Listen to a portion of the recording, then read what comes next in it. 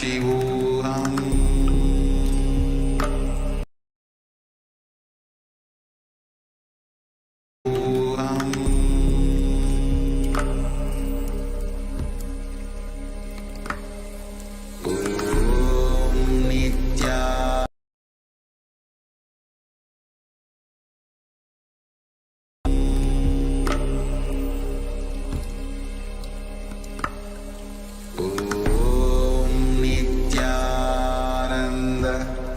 Paramashivoham.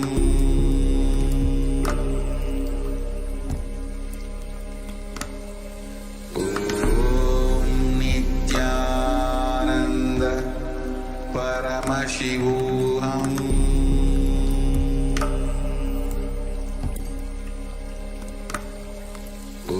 Om Nithyananda Paramashivoham.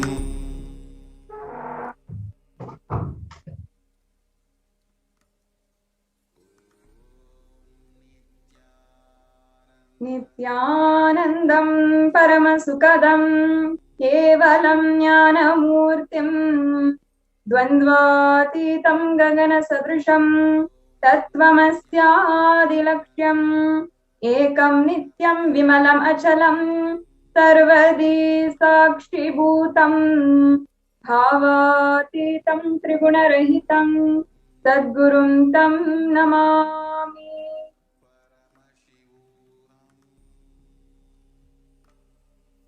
Nithyanandam, I offer my humble obeisance, my humble pranam at the divine lotus feet of the Supreme Pontiff of Hinduism. And I'm welcoming all of the viewers who are gathering with us today for the most auspicious Devi Parashakti Akashic reading. The Devi Parashakti Bhava Samadhi Darshan by the Supreme Pontiff of Hinduism, Jagadguru Mahasanidhanam, His Divine Holiness, Bhagavan Nithyananda Paramashivam. Today, as we go day by day, and India is enduring one of the most worst national tragedies, and the whole world is watching. Global citizens of India and people who are supporters, loving family members are worried to see the state of the Indian economy collapse, the Indian healthcare system overwhelmed, and the people of India suffering so much of grief. It's at this time that Devi Parashakti, the divine cosmic mother, embodied in the form of the Supreme Pontiff of Hinduism, Jagadguru Mahasanidhanam, His Divine Holiness Bhagavan Nithyananda Paramashivam, is empowering each and every one, the humanity itself, with His grace and blessings, with the supreme knowledge, the Akashic reading, and a newfound energy in order to tackle the challenges and the turmoils that life is bringing day by day, minute by minute, for so many people.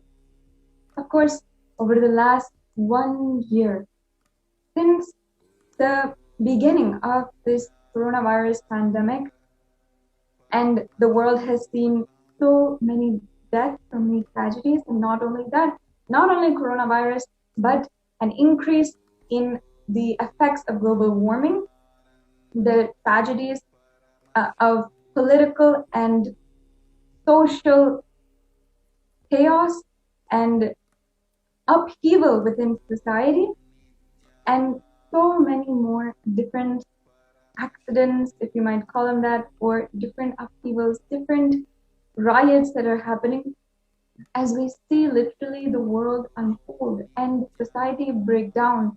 The Supreme Pontiff of Hinduism has been working 24/7 to ensure that all of Kailasa services and contributions are able to be reached to the entire humanity, to every single person on planet Earth.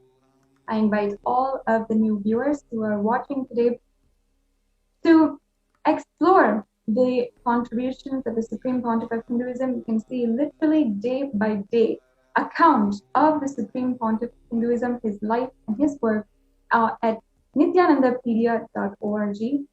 And just over the last 1 year, the Supreme Pontiff of Hinduism has continuously been opening new levels of contribution services of Kailasa to the whole humanity, bringing the greater sciences of Hinduism to be benefited for each and every human being.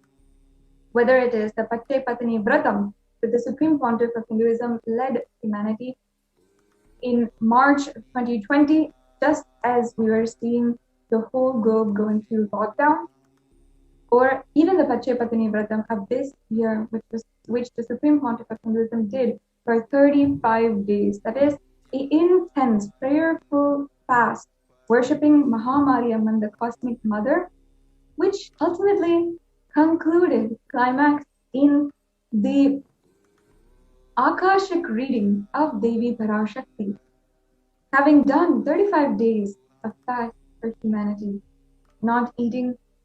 only eating the raw foods and a strict diet as per the Samayapuram procedures. The Samayapuram Mahamariamman temple is an ancient temple in India, and the Mahamariamman temple there is the source of the Patni Vratam, a extremely intense fast that Devi herself partakes in when the humanity is in need.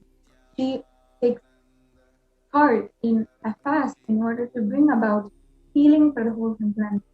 So the Supreme Pontiff of Hinduism had partaken in an intense fast for 35 days in March of this year, and it concluded with the beginning of Devi Parashakti Akashic readings.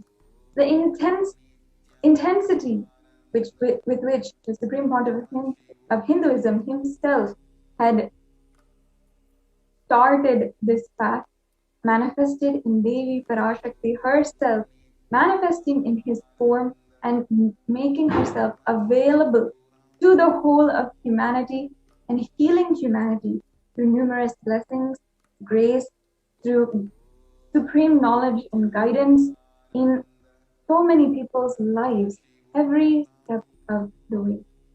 Devi Parashakti has literally healed so many people from coronavirus, has helped the people who are looking for jobs now and are searching as the unemployment rates across countries are skyrocketing, and is also helping the people who are desperate to find safety, to find relief in the intense turmoil that is ongoing in our surroundings.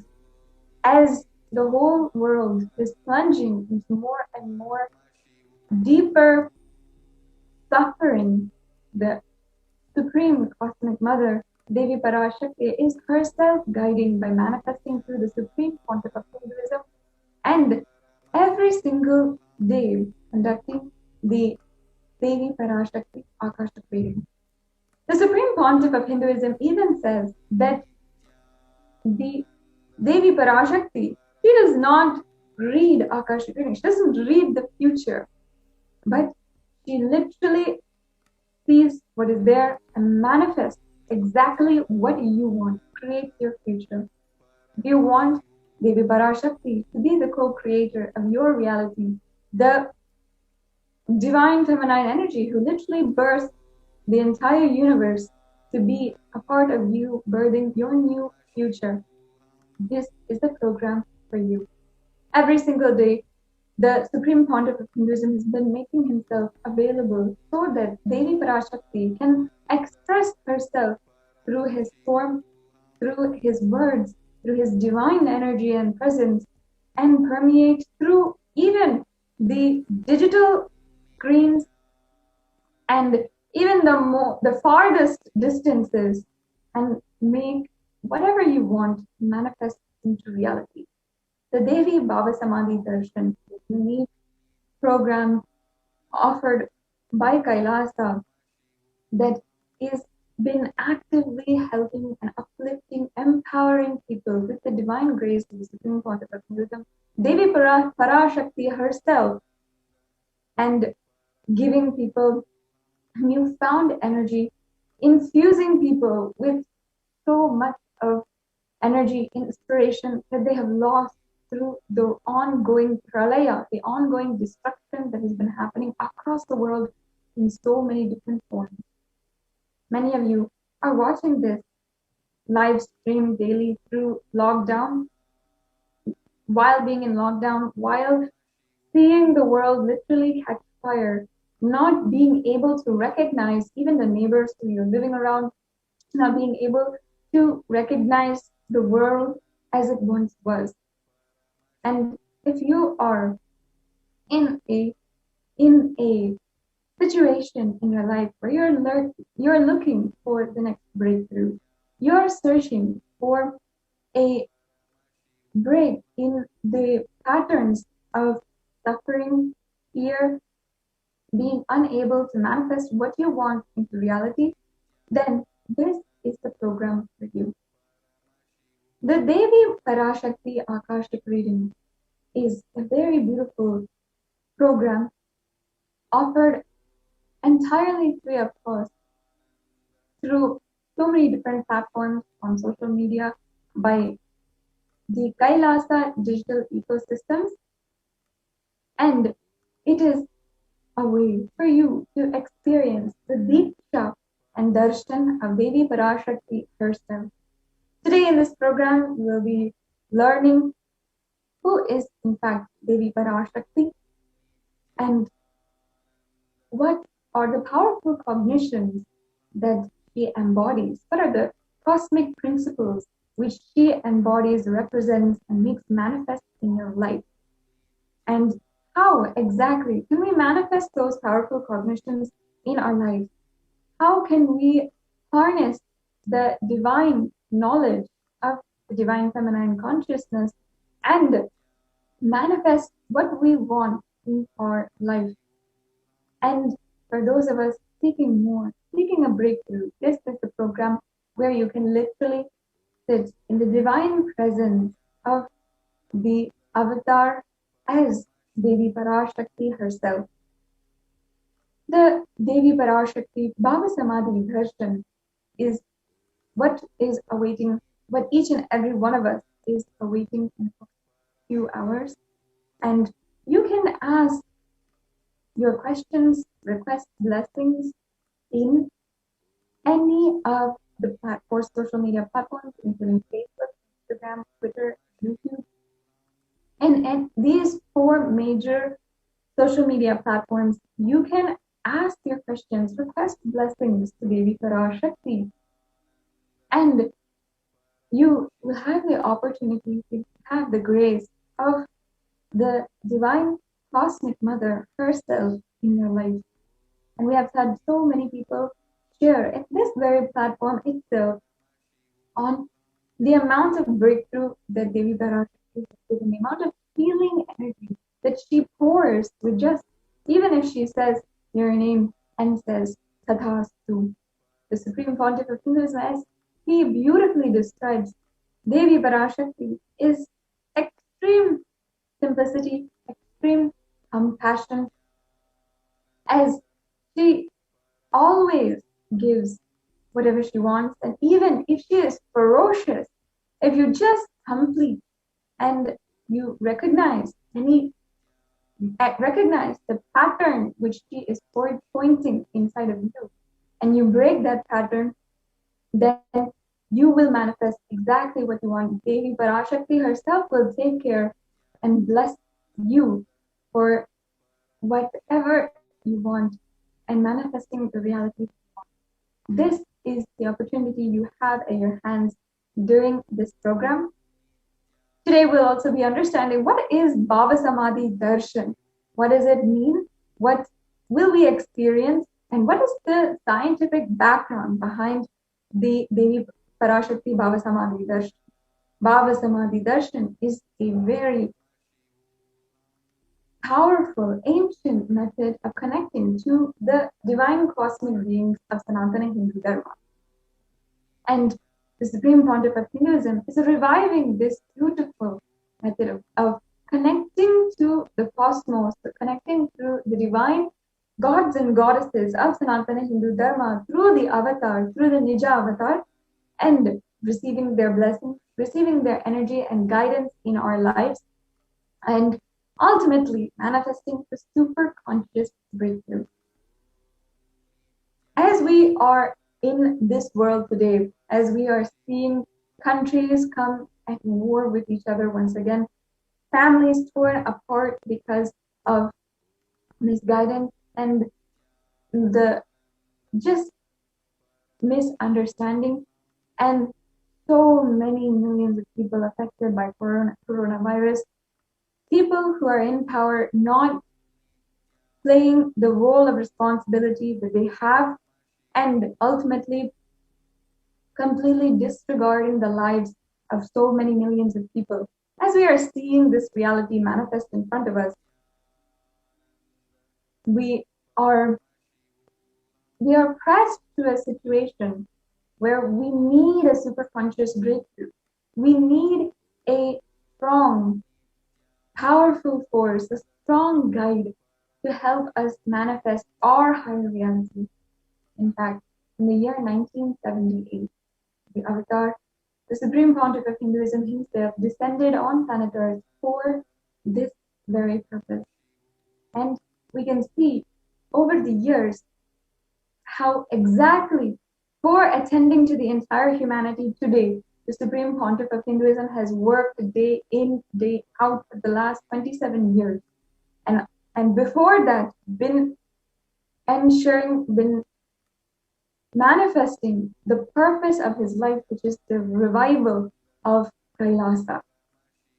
How this happened, the way that the Supreme Pontiff of Hinduism has been literally, spiritually guiding the whole universe during this pralaya, and also practically as a leader of so many millions of people, as just a down-to-earth, loving being. The Supreme Pontiff of Hinduism has been giving opportunities, literally, that is saving so many lives. How this is happening, how the Supreme Pontiff of Hinduism is doing both, and spiritually and down to earth, down to the practical, tangible results. How he's doing this, we'll be also seeing today during the program as we go forward. Before we go further in today's program, we'll have a short break and get right back to you. There are some great spiritual sciences unique to Hinduism. Subtle, otherworldly, but definitive sign. Manifesting the cosmic beings in Archavatara, deities in Nijavatara, living incarnations is possible. Understand? Kriya Pada of Vedas and Agamas elaborately explain the whole science of making the cosmic beings manifest in Archavatara, deities and Nijavatara, living incarnations, both. During the Bhava Samadhi Darshan, literally those cosmic beings manifest through this body. Just like how they manifest in Archavatara, deity, they manifest in Nijavatara, Pratyakshavatara, and give you all the boons you ask, bless you. You see, each God is an independent intelligence to lead you to enlightenment. Each God is a bridge for you to achieve the Shivatva, the ultimate Shiva consciousness. Krishna is the bridge for you to achieve the Krishna consciousness. But Shiva consciousness, Krishna consciousness, all consciousness is one and the same. Ultimate consciousness only. So that energy itself completely expresses. Just like Radhika, when I see my own sweetness in the mirror, I become eager to taste it. I find that the only way to relish this sweetness is through the constitution of Sri Radhika. Bhava Samadhi Darshan is a window to the infinite expanse of consciousness, allowing us to glimpse the formless in a way that we can understand. It cleanses the karmas of lifetimes. It awakens our biomemory to the space of Paramashiva, the ultimate consciousness, and creates a deep and lasting transformation in us.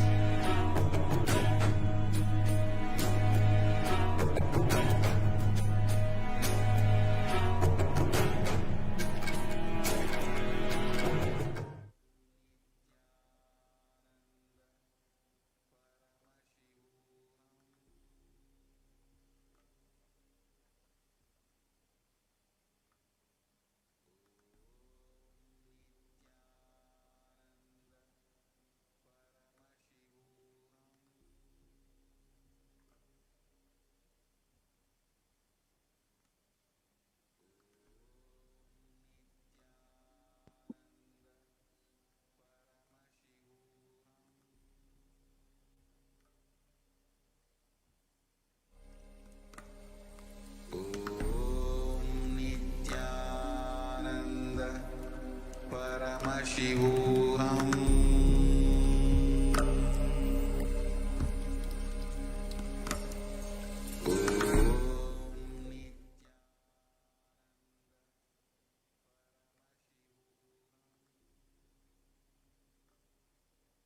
Yes. So after that short break, we will be now entering into the introduction for the program. Let's first understand today's session and what will we cover? What is in store for us in the exciting program ahead of us? First of all, today we'll have an introduction to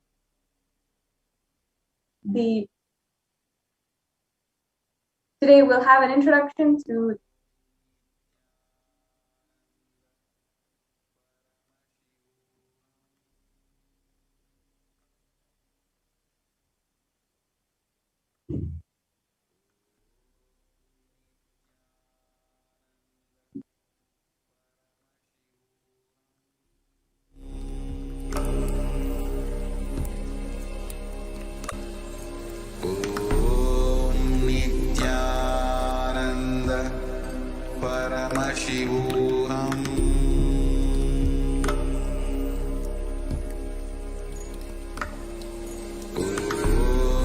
Nithyananda Paramashivoham.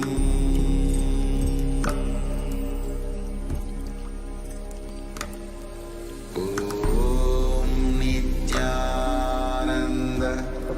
Paramashivoham.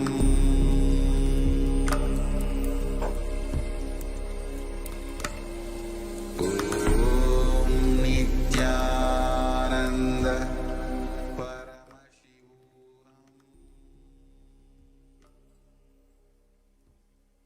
Paramashivoham.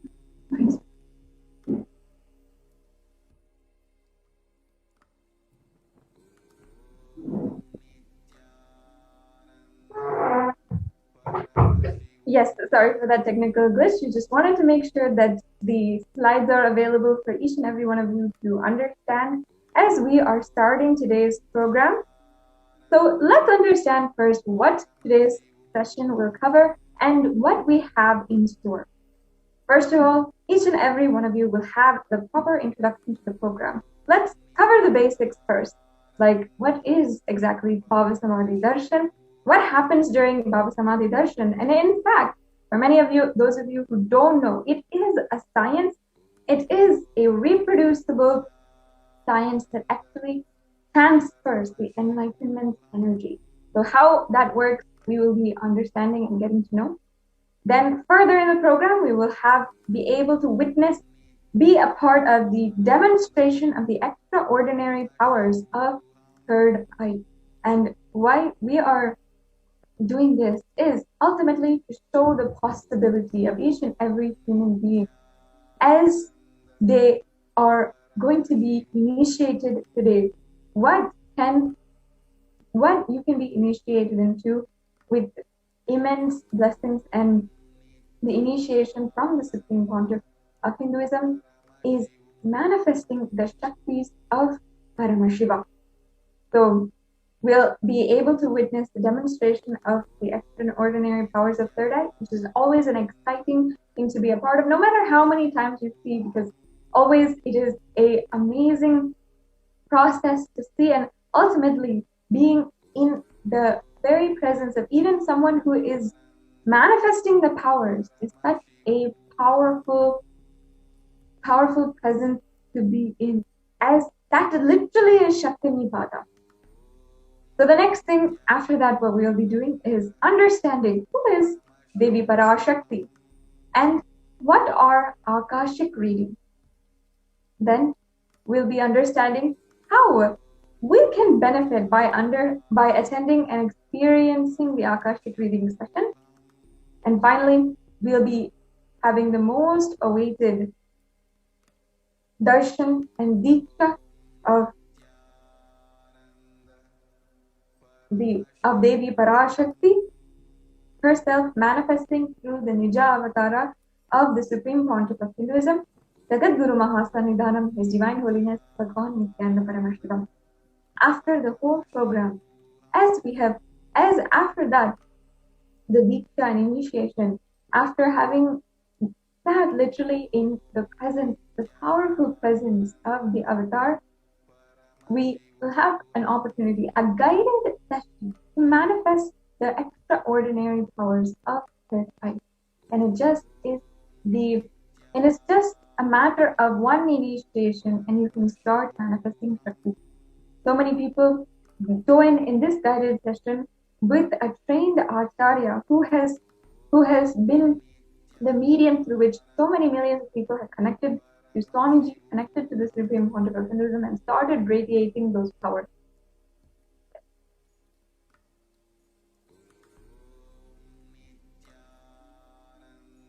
Request the slides to be projected once again.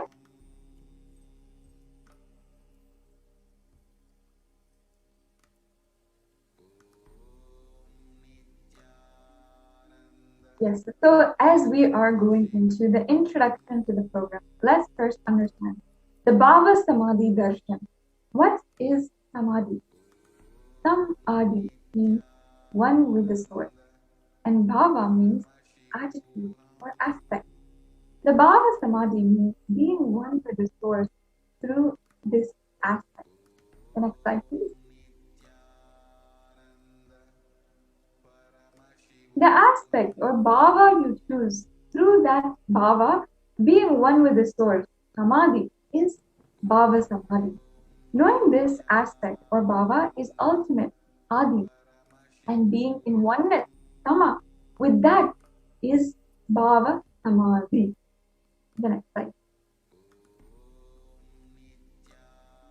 Bhava samadhi awakens your Kundalini Shakti, which is the latent potential energy in every human being.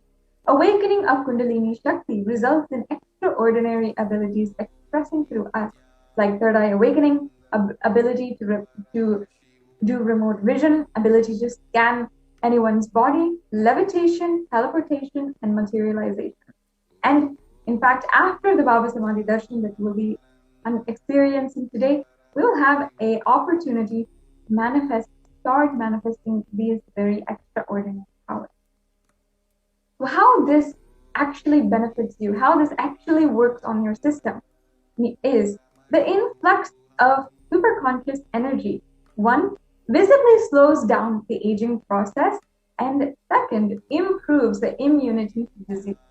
With increasing levels of coherence and whole, and with so much of energy being infused into the system, the whole brain comes alive and turning into a superconductor of conscious energies that heal, empower, and transform our lives.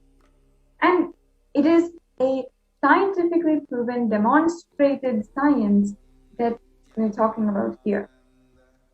That having the darshan or even a glimpse brings lasting transformation in us. it's cleansing lifetimes of karmas and raising you to the next level of superconscious breakthrough.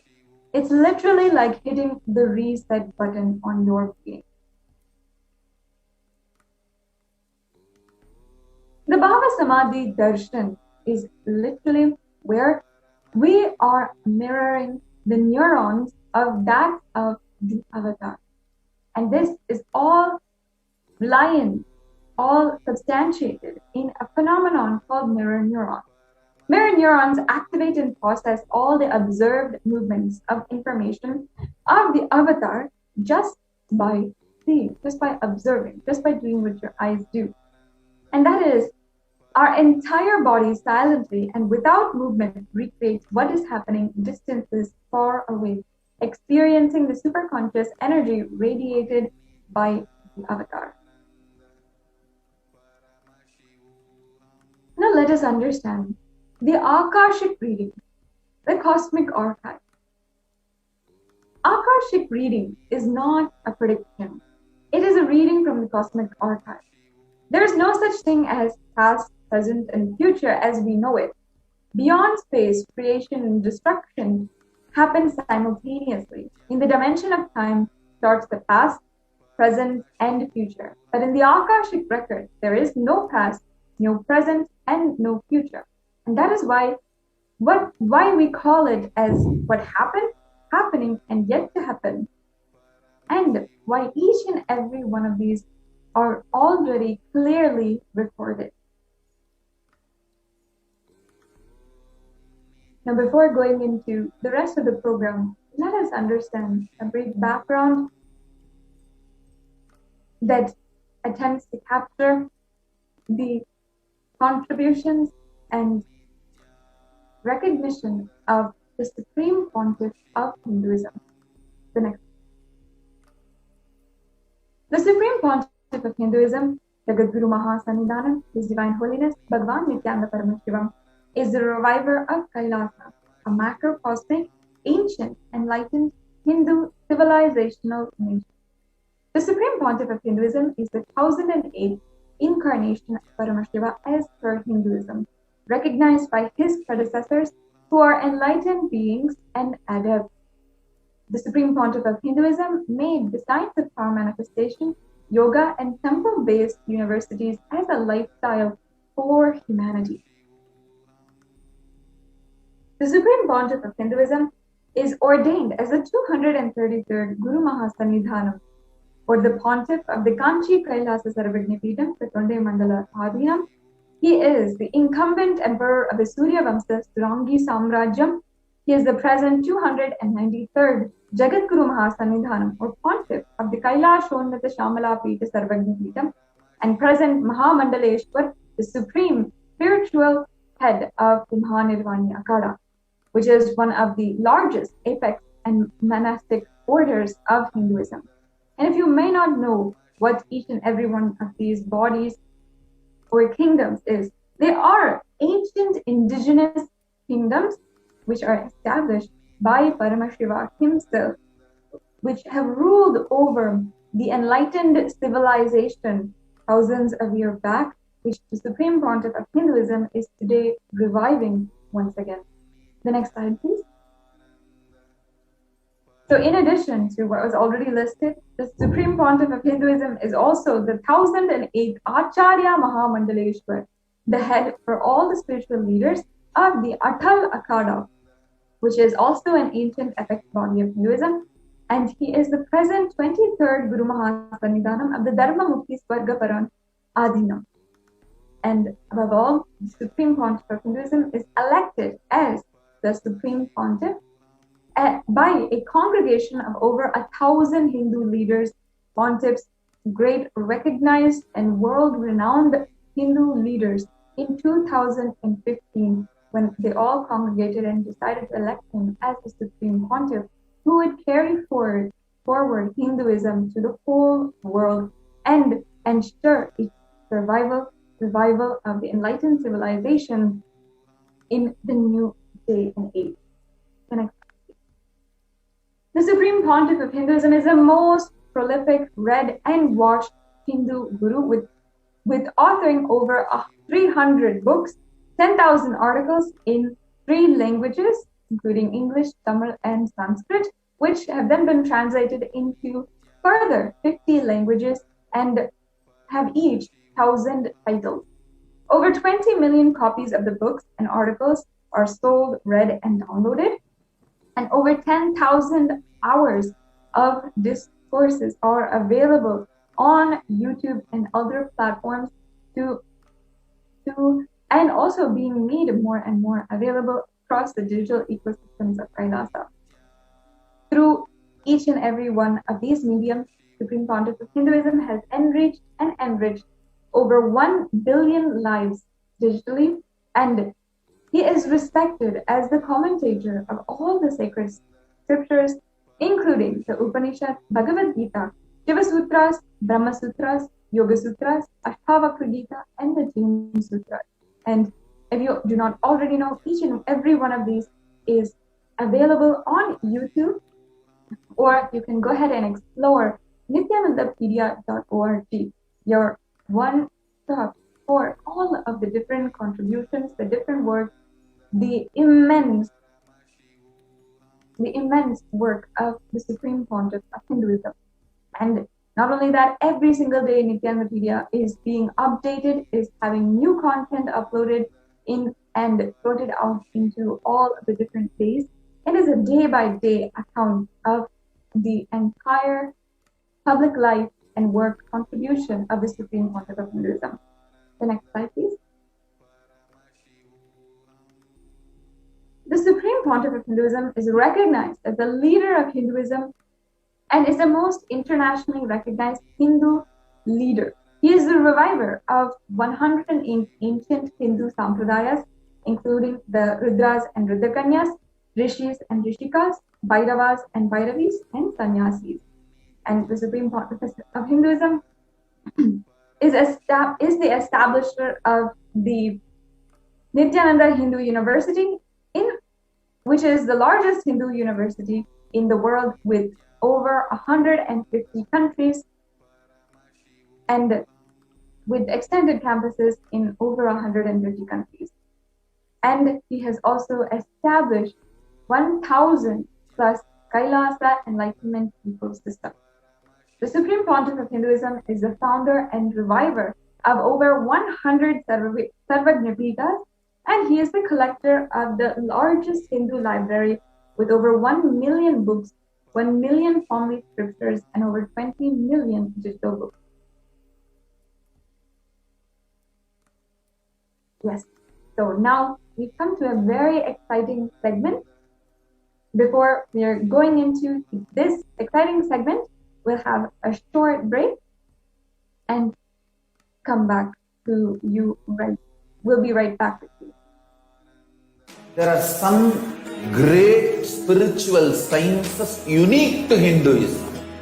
Subtle, otherworldly, but definitive sign. Manifesting the cosmic beings in Archavatara, deities in Nijavatara, living incarnations is fasting. Understand? Kriya Pada of Vedas and Agamas elaborately explain the whole science of making the cosmic beings manifest in Archavatara, deities, and Nijavatara, living incarnations, both. During the Bhava Samadhi Darshan, literally those cosmic beings manifest through his body. Just like how they manifest in Archavatara, deity, they manifest in Nijavatara, Pratyakshavatara, and give you all the boons you ask, bless you. You see, each God is an independent intelligence to lead you to enlightenment.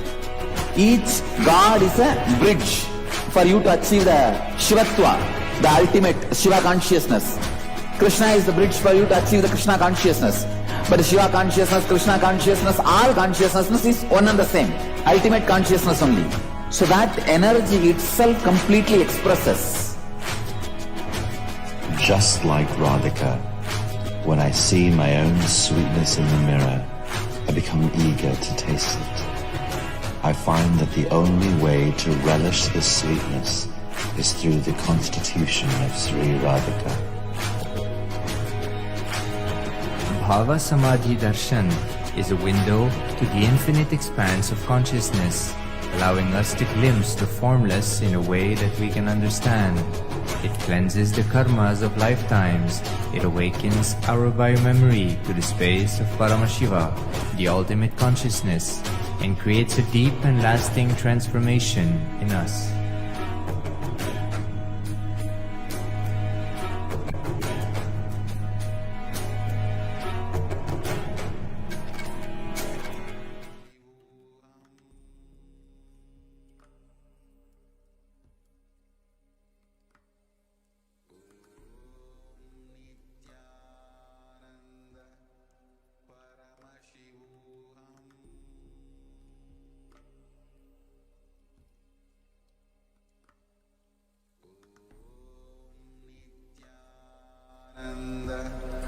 Paramashivoham.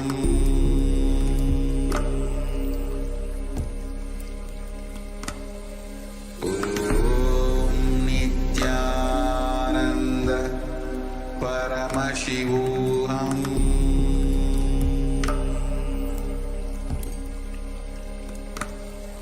Om Nithyananda Paramashivoham.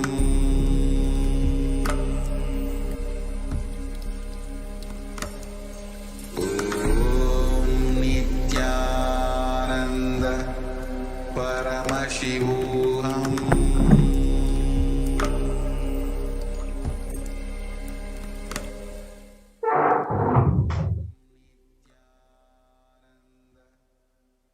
Nithyanandam. So after that short break, hope you guys are all ready for this exciting manifesting extraordinary Shaktis segment.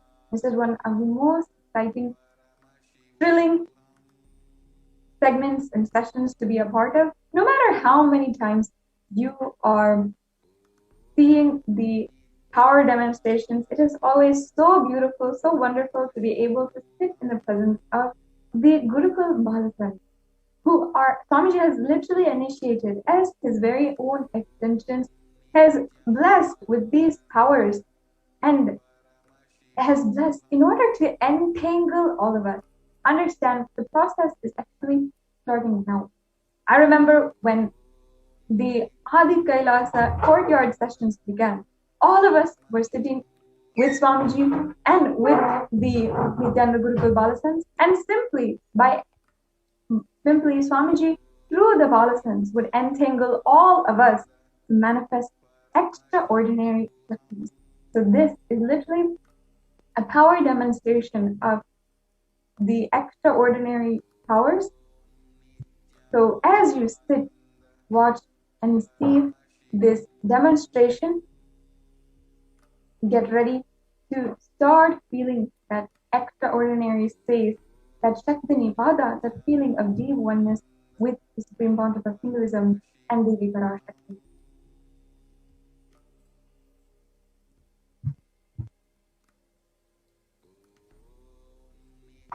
So today, during this power demonstration, the Nithyananda Gurukul Balasans, as well as the initiated disciples of the Supreme Pontiff of Hinduism, will be demonstrating the powers of third eye and sharing with all the experiences and the results of the extraordinary power manifestation of the divine powers awakened in us through the Diksha initiation by the Supreme Pontiff of Hinduism.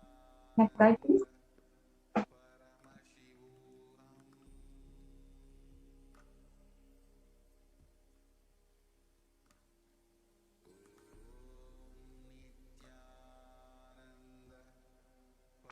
Yes, we're ready to go to the next slide.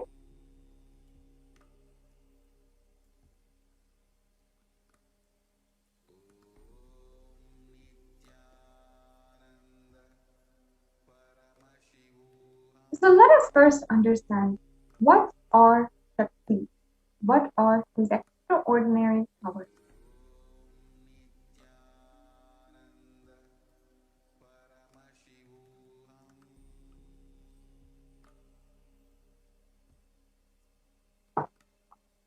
The source scriptures of Sanatana Hindu Dharma, the Agamas, and the various research scriptures of the Sanatana Hindu Dharma, it is detailed in the Agamas and different powers. The different powers. There are over 463 extraordinary Shaktis that are given in elaborate detail. Manifesting powers or Shaktis are described as a system, method, and science for human beings to explore the various possibilities and powers and have access to various states of consciousness. Shaktis manifest from the fundamental cognition of oneness with the fundamental cognition that you are divine and you need to manifest divine. It is not you are man and you need to reach divine. Okay. Now we can go to the next slide.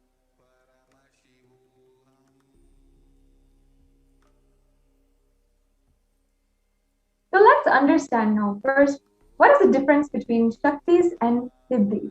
This is a very fundamental contrast that we have to make in our understanding of Shaktis themselves so that they're able to manifest perfectly within us. First of all, Shaktis express from the space of enlightenment as a side effect of feeling connection with the divine and high integrity with the Guru. Meanwhile, Siddhis are powers that manifest from tapas or penance for enlightenment. The Shaktis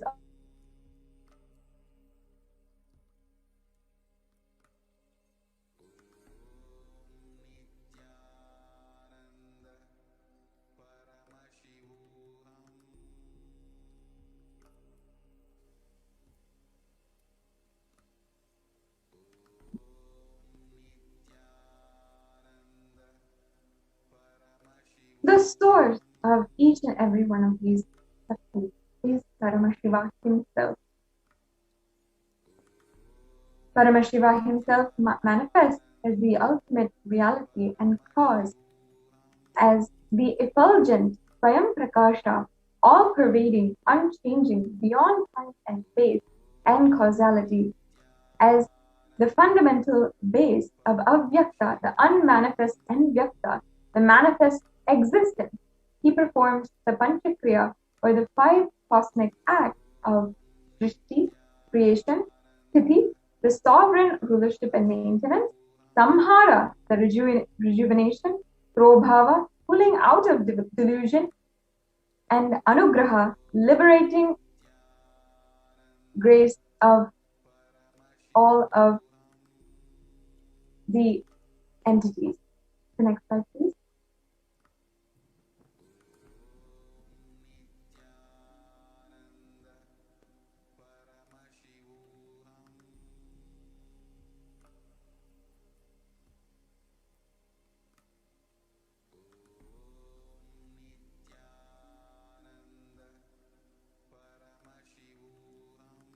The Supreme Pontiff of Hinduism, Jagadguru Mahasannidhanam, His Divine Holiness Bhagavan Nithyananda Paramashivam, is the incarnation of Paramashiva, who was ordained as the 1008th incarnation of Paramashiva in 1994, after which he took up the responsibility as the reviver of the ancient enlightened Hindu civilizational nation, the great cosmic borderless Hindu nation.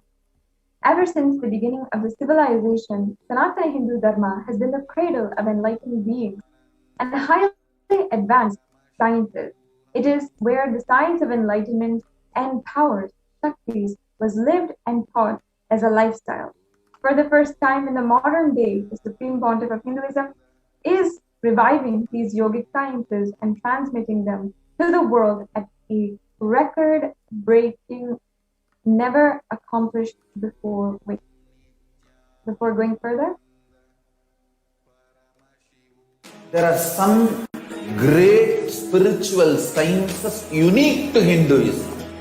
Subtle, otherworldly, but definitive sign manifesting the cosmic beings in Archavatara, deities in Nijavatara, living incarnations is possible. Understand? Kriya Pada of Vedas and Agamas elaborately explain the whole science of making the cosmic beings manifest in Archavatara, deities and Nijavatara, living incarnations, both. During the Bhava Samadhi Darshan, literally those cosmic beings manifest through this body. Just like how they manifest in Archavatara, deity, they manifest in Nijavatara, Pratyakshavatara, and give you all the boons you ask, bless you. You see, each God is an independent intelligence to lead you to enlightenment. Each God is a bridge for you to achieve the Shivatva, the ultimate Shiva consciousness. Krishna is the bridge for you to achieve the Krishna consciousness. But Shiva consciousness, Krishna consciousness, all consciousness is one and the same. Ultimate consciousness only. So that energy itself completely expresses. Just like Radhika, when I see my own sweetness in the mirror, I become eager to taste it. I find that the only way to relish this sweetness is through the constitution of Sri Radhika. Bhava Samadhi Darshan is a window to the infinite expanse of consciousness, allowing us to glimpse the formless in a way that we can understand. It cleanses the karmas of lifetimes. It awakens our biomemory to the space of Paramashiva, the ultimate consciousness, and creates a deep and lasting transformation in us.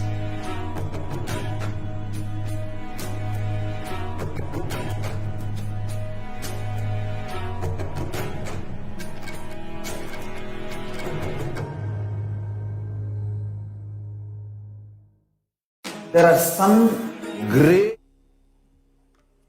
Welcome back, dear viewers. Next, we will introduce you to the avatar of Paramashiva, the Supreme Pontiff of Hinduism. We just heard how the Supreme Pontiff of Hinduism is reviving these ancient sciences. For the first time in the modern day, the Supreme Pontiff is reviving these great yogic sciences and transmitting it to a world at a record-breaking pace and the way it has never been accomplished before.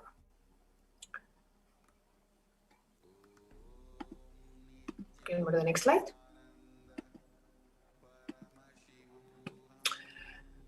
Now, the knowledge and the science of manifesting these Shaktis are passed from one generation to the next through Diksha, initiation, by the enlightened gurus. Now, the Supreme Pontiff of Hinduism, being recognized as the incarnation at a very young age, was trained and taught these sciences to revive the initiations and knowledge repositories for billions to manifest the science of our manifestation from the disciplines of Vedanta, Tantra, Sri Vidya, Yoga, Yogic powers, Mantra Shastra, Siddha Vidya, science of Aushadha, Advaita, Bhakti Yoga, Paramashiva Jnana, and Paramashiva Vijnana.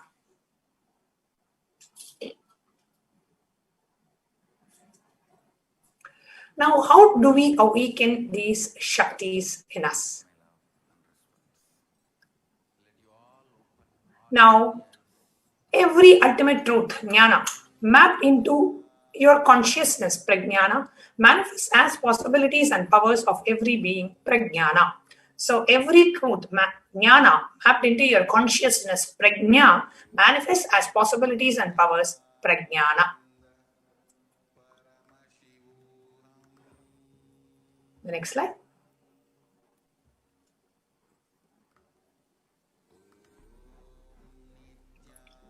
Let's now watch this video. I request the interview operator to please share the audio of the video as well.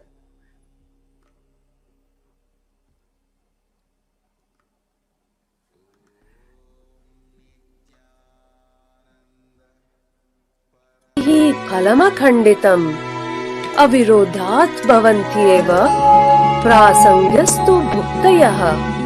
The main benefit of all initiations is moksha, enlightenment. As a side effect, health, wealth, leadership and well-being happen. And in Rudrayamala Tantra, Shiva says, Devi Diksha Vihinasya Na Siddhihi Na Cha Sadgatihi.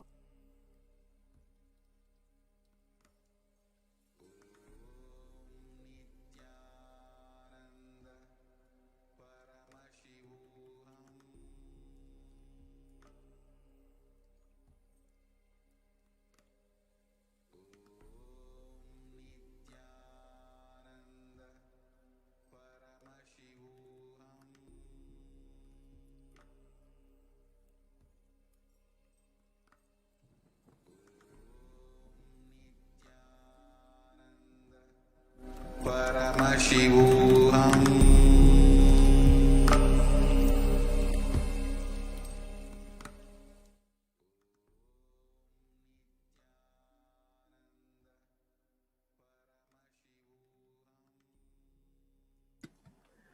We are apologizing for the technical glitch. We are restarting and replaying the video again.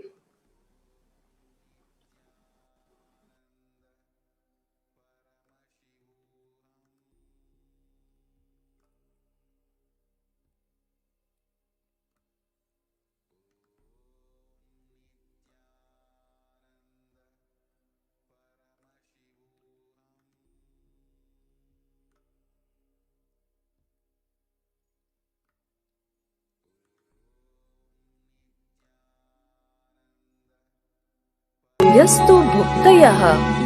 The main benefit of all initiations is moksha, enlightenment. As a side effect, health, wealth, leadership and well-being happen.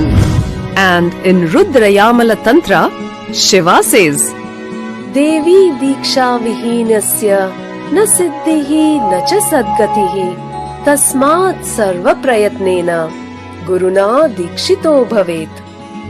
The one who is not initiated does not attain liberation nor a better future. So by all efforts, one should get initiated by Guru. What is the science of initiation?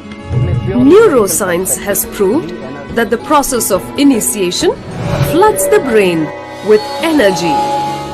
This is the superconscious energy of Kundalini, our own highest inner potential energy. As the Kundalini flows from the thalamus to the cortex, it sets up a powerful energy loop within the brain, which awakens the latent non-mechanical parts which we have never used before. With increasing levels of coherence, the whole brain comes alive, turning into a superconductor of conscious energies that heal, empower, transform our lives, bliss and fulfillment. Initiation creates high awareness, visualization, creativity. It also slows the aging process and improves the immune system. Kundalini awakening, healing experience, levitation, teleportation, materialization. Experience the power of initiation through a range of exclusive programs conducted at the ashram. Nithyananda Dhyanapitham, Nithyananda Nagar, Birdi, Bengaluru. Contact 97422 03311 8276.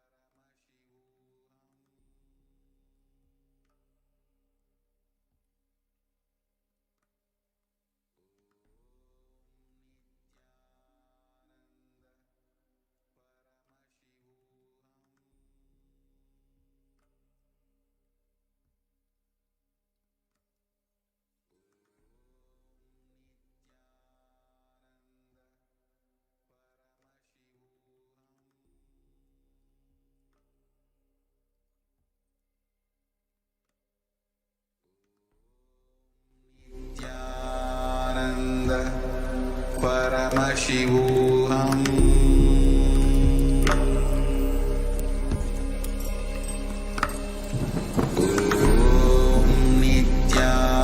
Nithyananda Paramashivoham.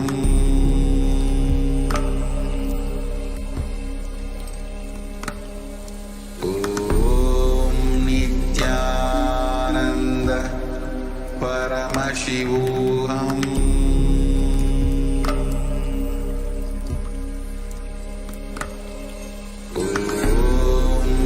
Nithyananda Paramashivoham.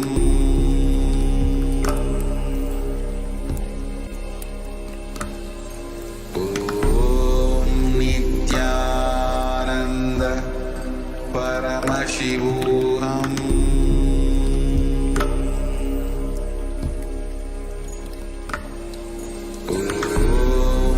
Nithyananda Paramashivoham.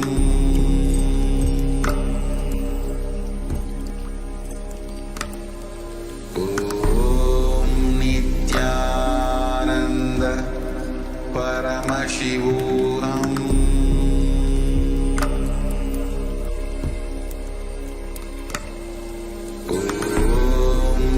Nithyananda Paramashivoham.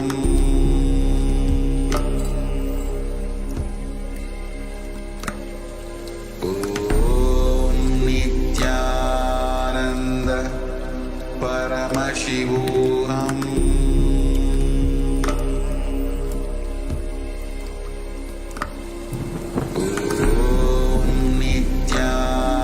Nithyananda Paramashivoham. Nithyananda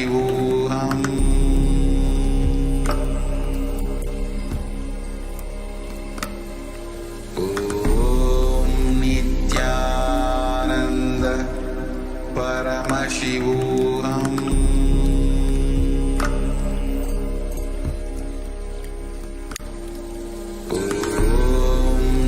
Nithyananda Paramashivoham.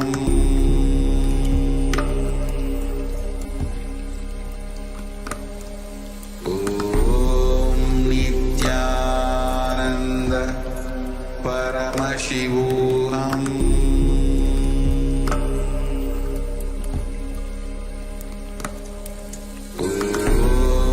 Nithyananda Paramashivoham.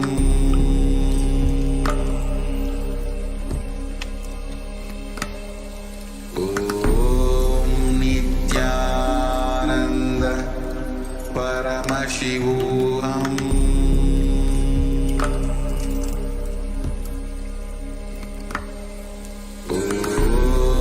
Nithyananda Paramashivoham. Welcome back, dear viewers. Sincerely apologizing for the technical glitch. Now, we were sharing with you about the different ways that these extraordinary powers can be authenticated. So, the science of power manifestation is authenticated through the four aspects of evidences: the Shastra Pramana, the eternal, unchangeable truths revealed in the scriptures; the Apta Pramana,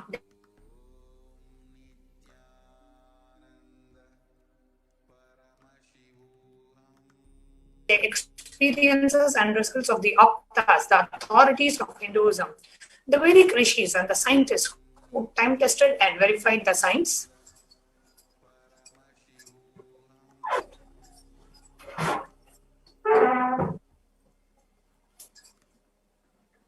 Pramana, the experience of the Supreme Pontiff of Hinduism, who has applied and started expressing these powers in the disciples of the Supreme Pontiff of Hinduism; and the Pratyaksha Pramana, the scientific observances, the experimental empirical evidence from observation and scientific experimentation.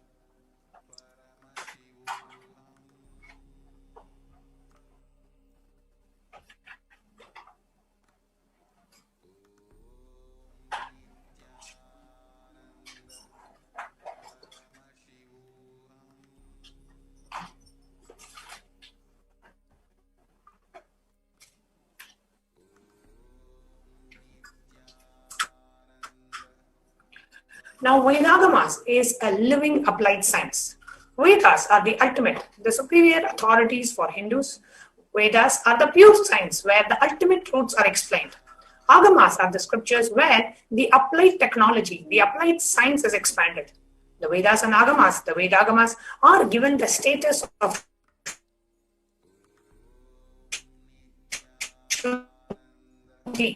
as they are directly revealed by Paramashivoham.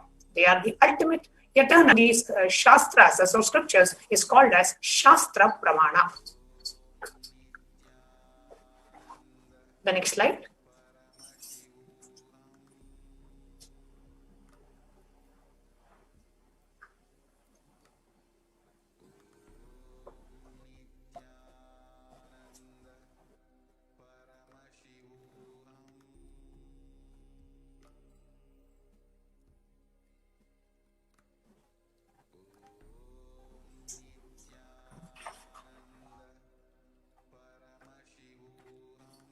Now, let us get ready for a demonstration of the extraordinary powers of the third eye by the initiated disciples, the Balasans of the Nithyananda Gurukul, after a short break.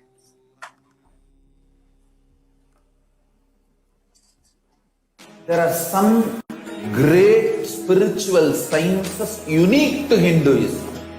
Subtle, otherworldly, but definitive sign. Manifesting the cosmic beings in Archavatara, deities in Nijavatara, living incarnations is possible. Understand? Kriya Pada of Vedas and Agamas elaborately explain the whole science of making the cosmic beings manifest in Archavatara, deities and Nijavatara, living incarnation, both. During the Bhava Samadhi Darshan, literally those cosmic beings manifest through this body. Just like how they manifest in Archavatara, deity, they manifest in Nijavatara, Pratyakshavatara, and give you all the boons you ask, bless you. See, each God is an independent intelligence to lead you to enlightenment. Each God is a bridge for you to achieve the Shivatva, the ultimate Shiva consciousness. Krishna is the bridge for you to achieve the Krishna consciousness. But Shiva consciousness, Krishna consciousness, all consciousness is one and the same. Ultimate consciousness only. So that energy itself completely expresses. Just like Radhika, when I see my own sweetness in the mirror, I become eager to taste it. I find that the only way to relish this sweetness is through the constitution of Sri Radhika. Bhava Samadhi Darshan is a window to the infinite expanse of consciousness. Early but definitive sign. Manifesting the cosmic beings in Archavatara, deities in Nijavatara, living incarnations is possible. Understand? Kriya Pada of Vedas and Agamas elaborately explain the whole science of making the cosmic beings manifest in Archavatara, deities and Nijavatara, living incarnations, both. During the Bhava Samadhi Darshan, literally those cosmic beings manifest through this body. Just like how they manifest in Archavatara, deity, they manifest in Nijavatara, Pratyakshavatara, and give you all the boons you ask, bless you. See, each God is an independent intelligence to lead you to enlightenment. Each God is a bridge for you to achieve the Shivatva, the ultimate Shiva consciousness. Krishna is the bridge for you to achieve the Krishna consciousness. But Shiva consciousness, Krishna consciousness, all consciousness is one and the same. Ultimate consciousness only. So that energy itself completely expresses. Just like Radhika, when I see my own sweetness in the mirror, I become eager to taste it. I find that the only way to relish this sweetness is through the constitution of Sri Radhika. Bhava Samadhi Darshan is a window to the infinite expanse of consciousness, allowing us to glimpse the formless in a way that we can understand. It cleanses the karmas of lifetimes. It awakens our biomemory to the space of Paramashiva, the ultimate consciousness, and creates a deep and lasting transformation.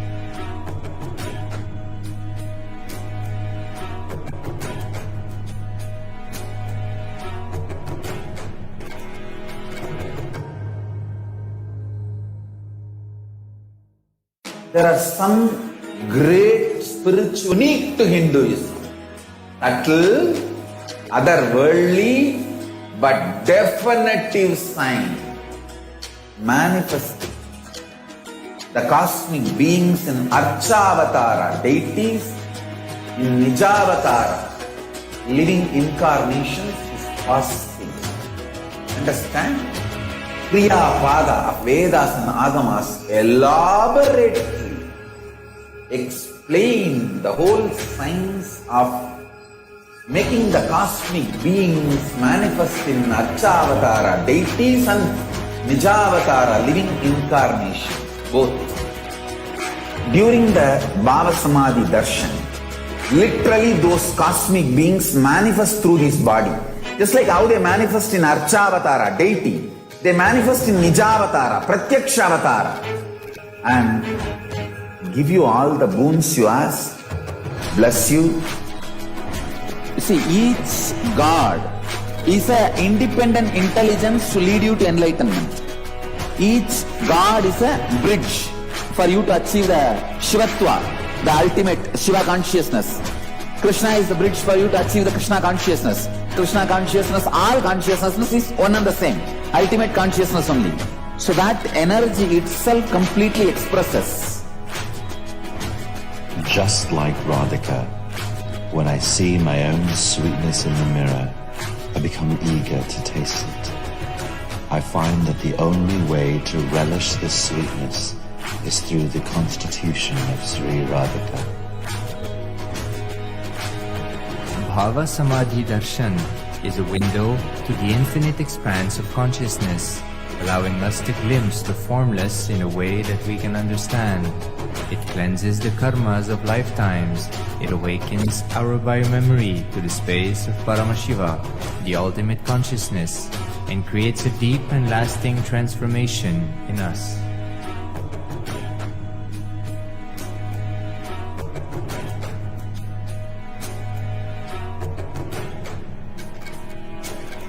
My love and respects. Let you all open all your three eyes. Om Nithyananda Paramashivoham.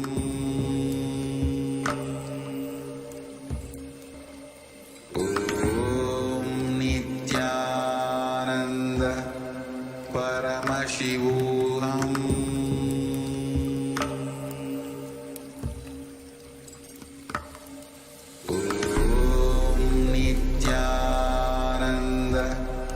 Paramashivoham.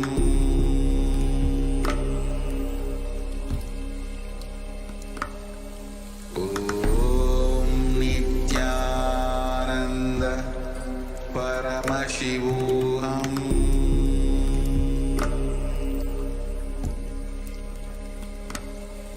Om Nithyananda Paramashivoham.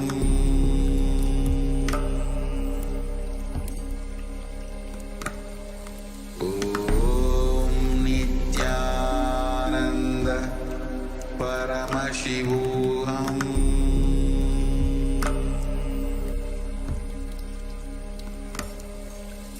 Om Nithyananda Paramashivoham.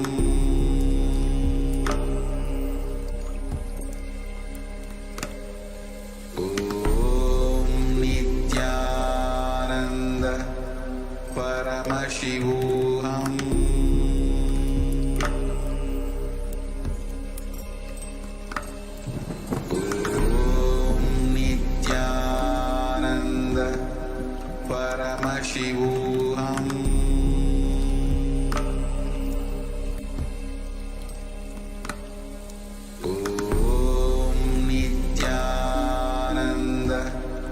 There are some great spiritual sciences unique to Hinduism. Subtle, otherworldly, but definitive sign. Manifesting the cosmic beings in Archavatara, deities in Nijavatara, living incarnations is possible. Understand? Priya Pada of Vedas and Agamas elaborately explain the whole science of making the cosmic beings manifest in Archavatara, deities and Nijavatara, living incarnations, both. During the Bhava Samadhi Darshan, literally those cosmic beings manifest through his body. Just like how they manifest in Archavatara, deity, they manifest in Nijavatara, Pratyakshavatara, and give you all the boons you ask, bless you. See, each God is an independent intelligence to lead you to enlightenment. Each God is a bridge for you to achieve the Shivatva, the ultimate Shiva consciousness. Krishna is the bridge for you to achieve the Krishna consciousness.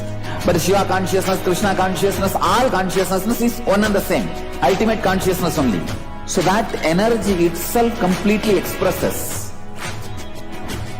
Just like Radhika, when I see my own sweetness in the mirror, I become eager to taste it.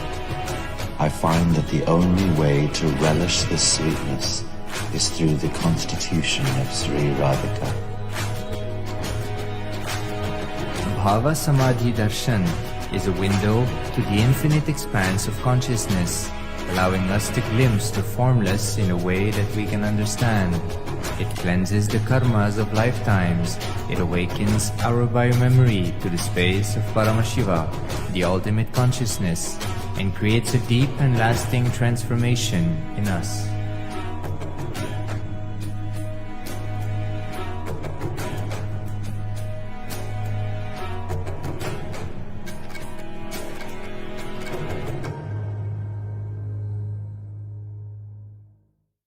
There are some great spiritual sciences unique to Hinduism.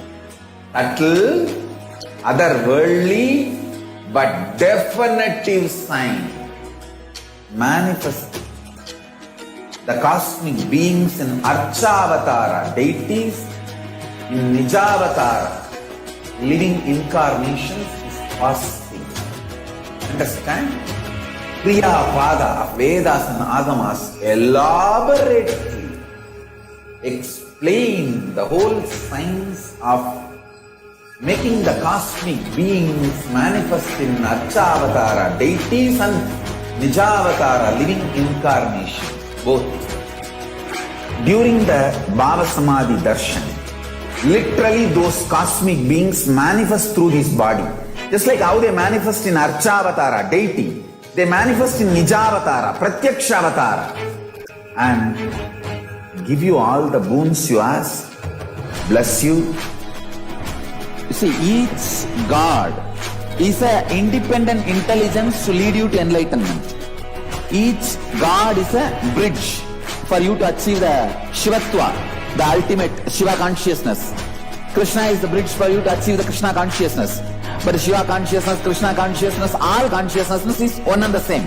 Ultimate consciousness only. So that energy itself completely expresses. Just like Radhika, Worldly, but definitive sign. Manifesting the cosmic beings in Archavatara, deities in Nijavatara, living incarnations is possible. Understand?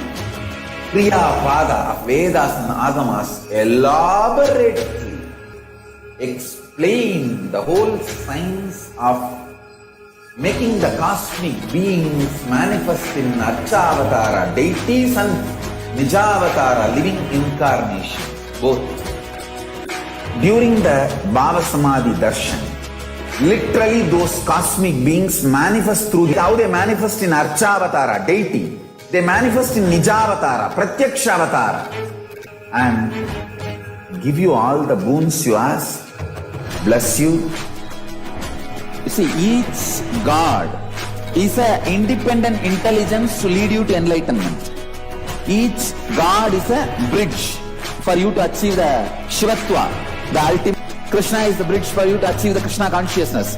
But Shiva consciousness, Krishna consciousness, all consciousness is one and the same. Ultimate consciousness only. So that energy itself completely expresses. Just like Radhika, when I see my own sweetness, come eager to taste it. I find that the only way to relish this sweetness is through the constitution of Sri Radhika.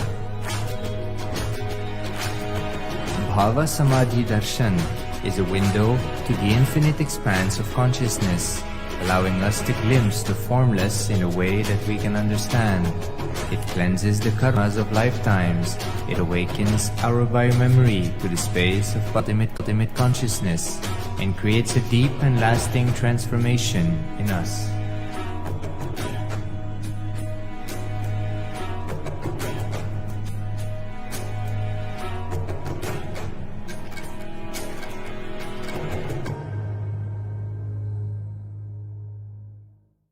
There are some great spiritual sciences unique to Hinduism.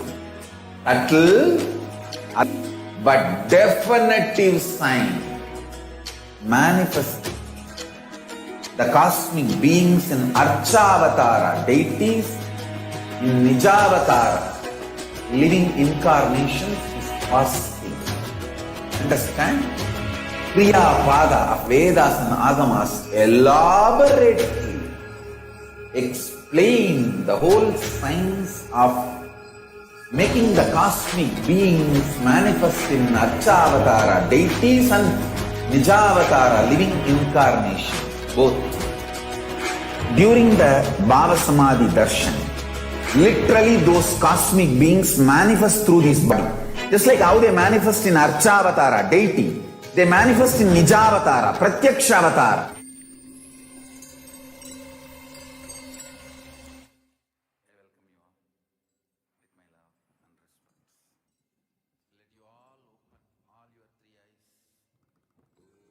Yes, today we'll be witnessing the extraordinary demonstration of the power of third eye reading.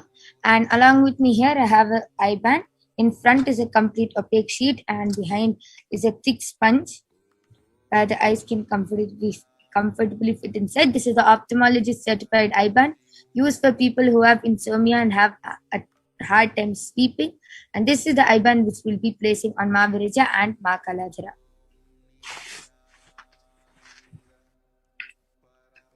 So now I'll be placing the eye bands on both of them.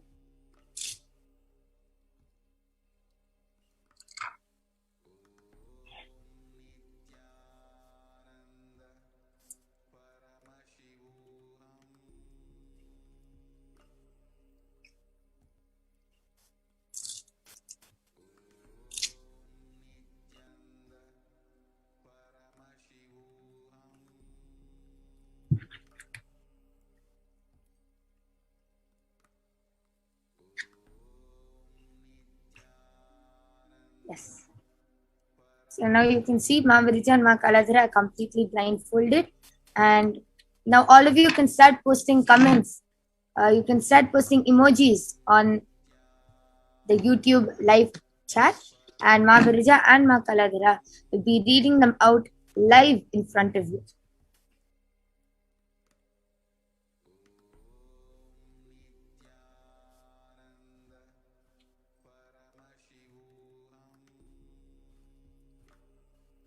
Yes. You can start posting emojis. Till then, Ma Kaladhara, Ma Virija, you can go ahead.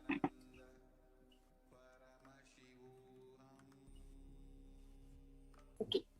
So the latest comment on the YouTube channel is posted by Ek Nitya saying Nityananda Ma Kaladhara and a Namaste emoji.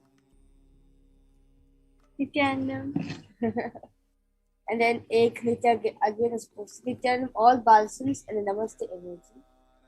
And again she has posted a Om, a red flag, and a 100 symbol and a 100 emoji. Yeah. Yes.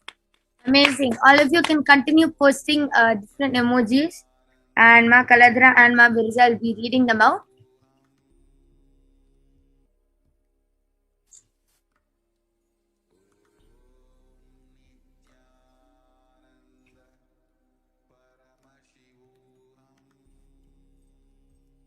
Rasta Shiva has posted Om Om Om. Rasta Shiva has again posted Nityananda Brazil Connectado Guru Parampara and a black color heart. Ek Nitya has posted a leaf with the wing kind of thing like that, and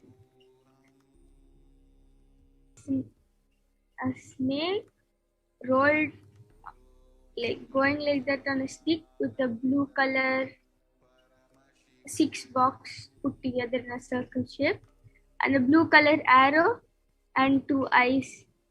And Ek Nitya has again posted fire emoji. Amazing. All of you can continue posting various different emojis, and Ma Kaladra and Ma Virja will be reading them out.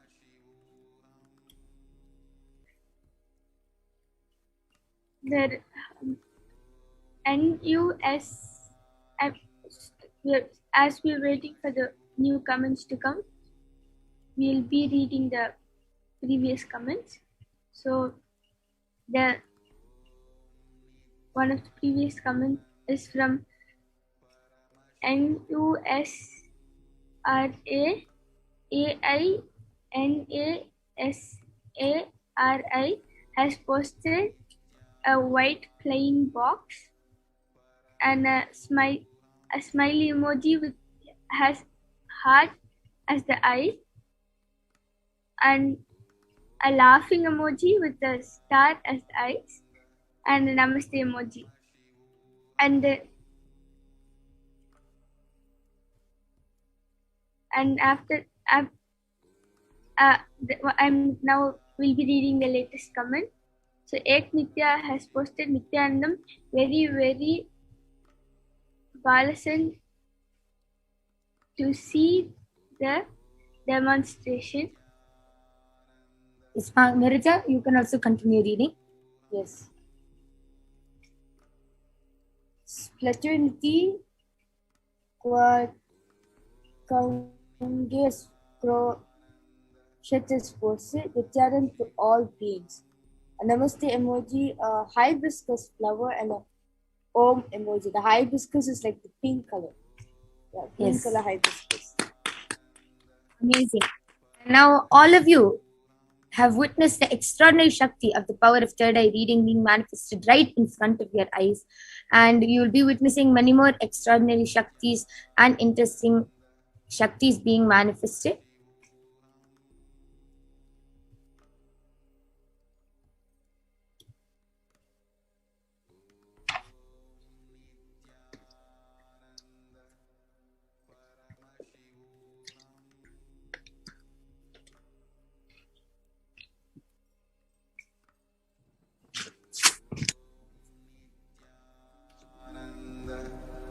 Paramashivoham.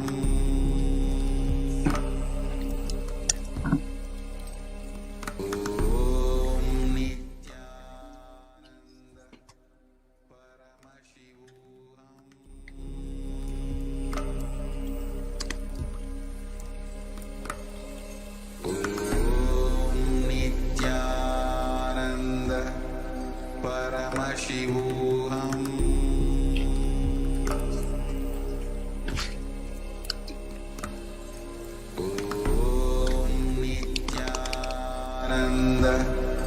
Paramashivoham.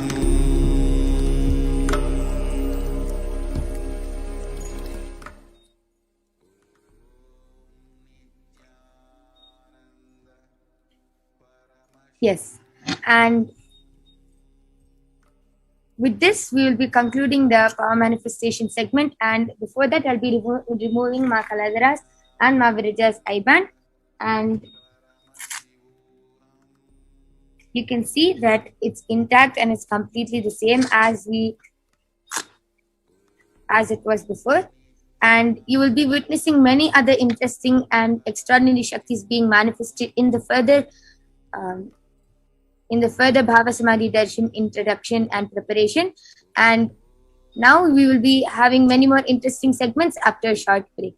We thank all of you for joining us. Please stay tuned for the upcoming segments after a short break. Thank you, Nithyananda. Nithyananda Paramashivoham.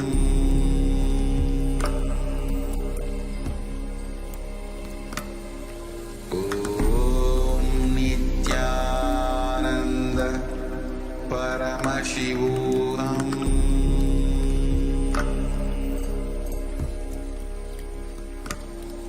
Om Nithyananda Paramashivoham.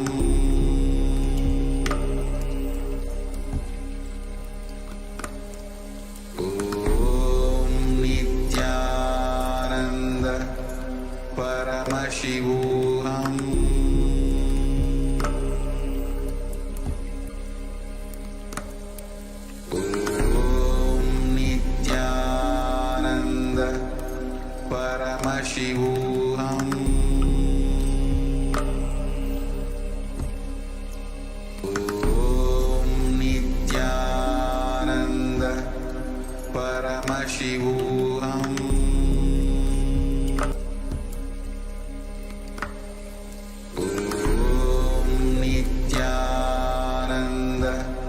Paramashivoham.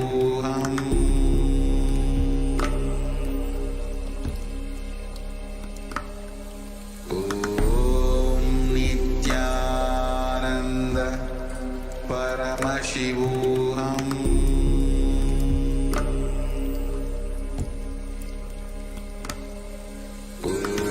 Om Nithyananda Paramashivoham.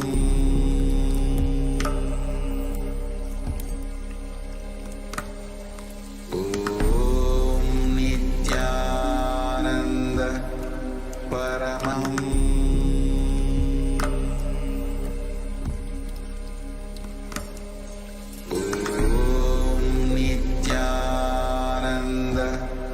Paramashivoham.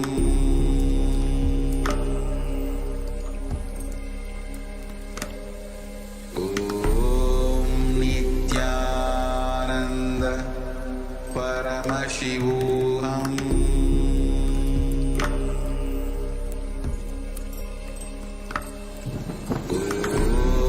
Nithyananda Paramashivoham.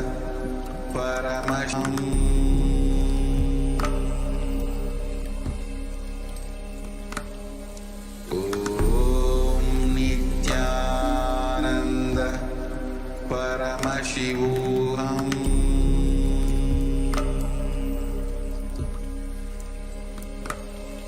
Om Nithyananda Paramashivoham.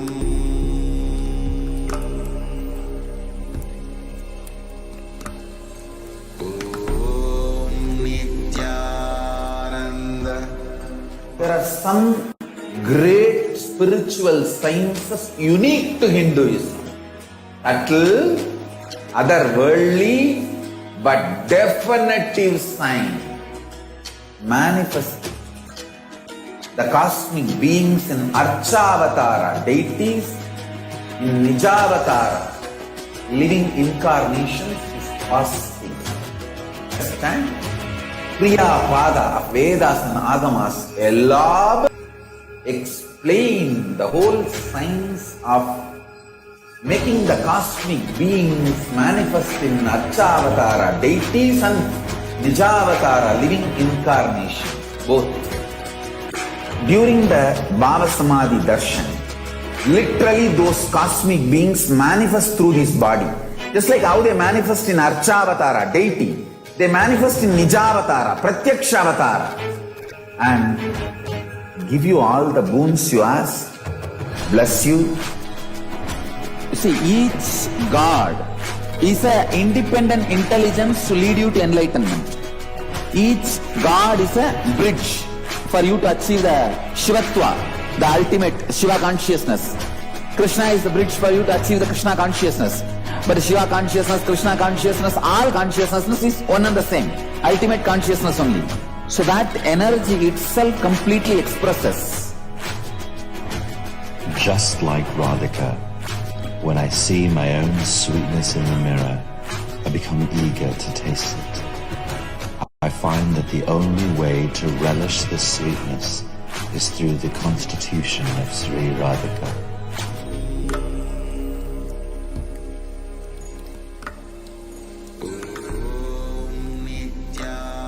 Nithyananda Paramashivoham. Nithyanandam. Welcome back, dear viewers, and I just witnessed an exciting, a beautiful demonstration of extraordinary Shaktis by the Balasins of Nithyananda Gurukul. It's so nice to see so many of you commenting and so many of you sharing with us here on YouTube. We have Ek Nitya, we have Splaternity, who is saying Nithyanandam to all beings. Extraordinary, beautiful third eye reading, blindfolded. Wow. We have Radhika Kandhaya, who is saying, please bless us with abundant wealth. You're just in the right place, Ma.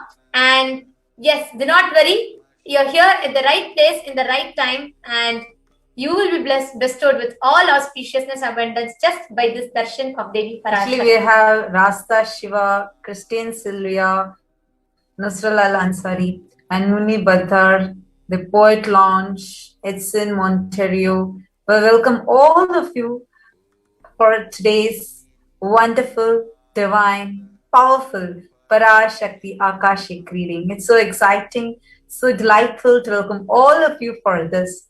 Now, what is happening today is Akashic reading. Akashic reading is literally reading the records, the cosmic archives. So what are these Akashic records? Akashic records are records created in space. So understand, whatever has happened in time is stored there as a file. Nothing can be destroyed. Please understand, none of your actions, words or emotions or any plans, thoughts, none of these can be destroyed. Akashic records are the cosmic archives of everything that has happened, happening, and will happen. So Akashic records are verbal, visual, 5-dimensional document. Whatever is happening is continuously getting recorded, all collected from all of your births is stored in your DNA. And do you know, you can access some of them just to understand and not to waste the time doing the same actions again and again and again. The biomemory that was stored in your body when you were in the body of a fish or in another animal or another birth still exists in you, and it is under your control, meaning you can access it to know what happened in the past. Now, how does this Akashic reading exactly happen? What exactly is Akashic reading? That is it a prediction? Does it mean that it can only predict to you what is going to happen in the future? Or what exactly is Akashic reading? Please understand, Akashic reading is not a prediction from the cosmic. It's not a prediction. It is reading from the cosmic archives. Listen, there's no such thing as past, present, and future. Beyond space, after in the dimension of space, there you do not have past, you do not have present, you do not have future. Creation happens and destruction happens simultaneously. It is only in the dimension called time. There are 5 dimensions, right? Length, breadth, depth, time, and space. So in the dimension of space, there is no past, no present, and no future. Only in the dimension called time starts past, present, and future. That is why Akashic records, which are stored in space, do not have anything called past, present, future. Everything that has happened, is happening, and yet to happen is stored in the cosmic archives. And in somebody's own words, Nobody has a right to comment on any of these readings. Nobody has a right to manipulate these readings. Nobody has the right to interpret or comment on any of these readings because they are completely under themselves for anybody to live in tune with the cosmos. Jivan Mukti, the living enlightenment, does not need any special practice other than just listening to these great truths, great readings again and again. When you listen to these great readings, naturally your negative logic is penetrated, broken, and these great truths settle in your inner space and make you live enlightenment. Actually, today what's going to be happening is a huge blessing for all of us because understand it's only the avatar that can decode these Akashic readings. An avatar of Paramashivoham, the Supreme Pontiff of Hinduism, Jagat Guru Mahasannidhanam, His Divine Holiness Bhagavan Sri Nithyananda Paramashivam, who has graced humanity with his blessings and darshan in the form of Parashakti. He is going to be revealing the answers to all the questions, the earning of the seekers, as solutions, breakthroughs, and liberating humanity from pain and suffering. Any answer given by the Parashakti is not just an answer, but a karmic breakthrough to the receiver. So we have a Shastra Pramana for this reference to this Akashic reading. It is from Vijnana Bhairava Tantra, the 61st Dharana, the 84th Sutra. Akasham vimalam pashyan kritva drishtim nirantaram sabdhatma tatshana devi bhairavam vapurapnuyat. Looking at the spotless infinite etheric space, Akasha beyond the sky and the clouds, one should fix one's gaze from the third eye without blinking continuously and make the body and the inner space steady and motionless.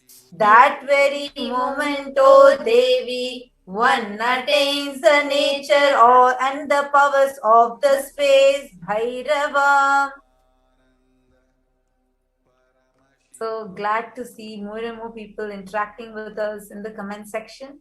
We're seeing a lot of you posting the comments and a lot of you interacting with us through this comment section. If you're wondering which comments we're talking about, please tune into the YouTube channel, Kailasa's HDH Nithyananda YouTube channel. So you can come there and you can also interact with us. Now, what is the Apta Pramana? What's the earliest reference of this extraordinary Shakti being manifested by people? Now, in the Mahabharata, which is a Hindu Purana, it narrates the story of how sage Maitreya reveals the secrets of the past life of Vidura to Vidura. Sage Maitreya accesses the Akashic records, the cosmic archives, and he reveals to Vidura that Vidura was not an ordinary man, but in fact he was an incarnation of Yama, the Lord of Death. He was to play a role of a so-called Shudra for 100 years as being cursed by Mandukya Muni. And this is an excerpt from Srimad Bhagavatam, the 15th chapter, which beautifully reveals this happening.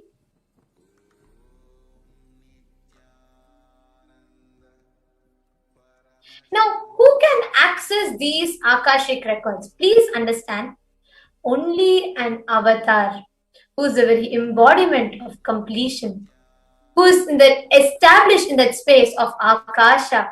Only an avatar can enable this extraordinary science out of his utmost compassion to others. And it is only the Supreme Pontiff of Hinduism in this modern sacred science available to each and every one of us.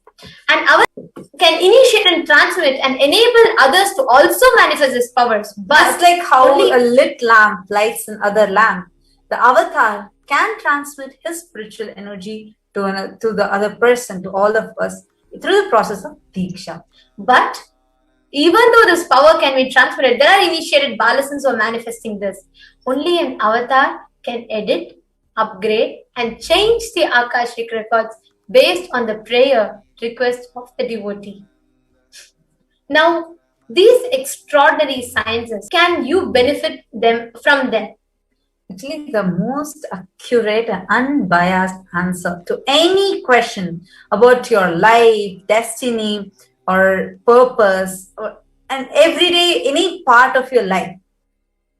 Be spiritually healed of physical, emotional problems with just a look or just a word from Parashakti. And you will also be able to understand the reasons behind your life's happening. And you'll also be able to receive the blessings to fulfill your right desires, creating a clarity to redesign your life. See, it's a huge blessing to have the Devi Parashakti Akashic readings revealed for you. And today we are going to be having this Parashakti Akashic reading happening to us. And actually that's something really, really beautiful.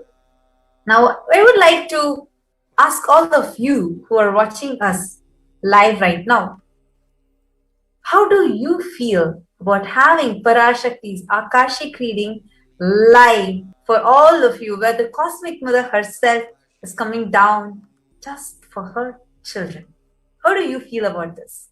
Please do take a moment and leave a comment for us so that we can read from Kailasa's HDH Nithyananda YouTube channel.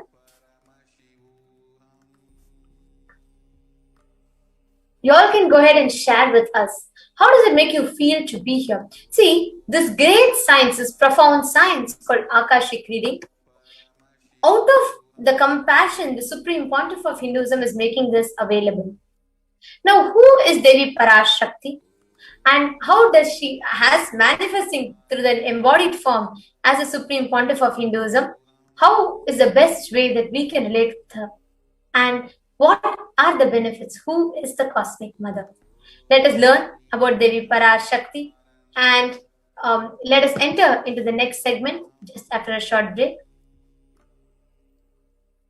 There are some great spiritual sciences unique to Hinduism. Subtle, otherworldly, but definitive sign. Manifesting the cosmic beings in Archavatara, deities in Nijavatara, living incarnations is possible. Understand? Kriya Pada Abhyasana Agamas elaborately explain the whole science of making the cosmic beings manifest in Archavatara, deities and Nijavatara, living incarnations, both. During the Bhavasama darshan, literally those cosmic beings manifest through this body. Just like how they manifest in Archavatara, deity, they manifest in Nijavatara, Pratyakshavatara, and give you all the boons you ask, bless you. See, each God is an independent intelligence to lead you to enlightenment. Each God is a bridge for you to achieve the Shivatva, the Shiva consciousness. Krishna is the bridge for you to achieve the Krishna consciousness. But the consciousness, all consciousness is one and the same, ultimate consciousness only. So that energy itself completely expresses. Just like Radhika, when I see my own sweetness in the mirror, I become eager to taste it.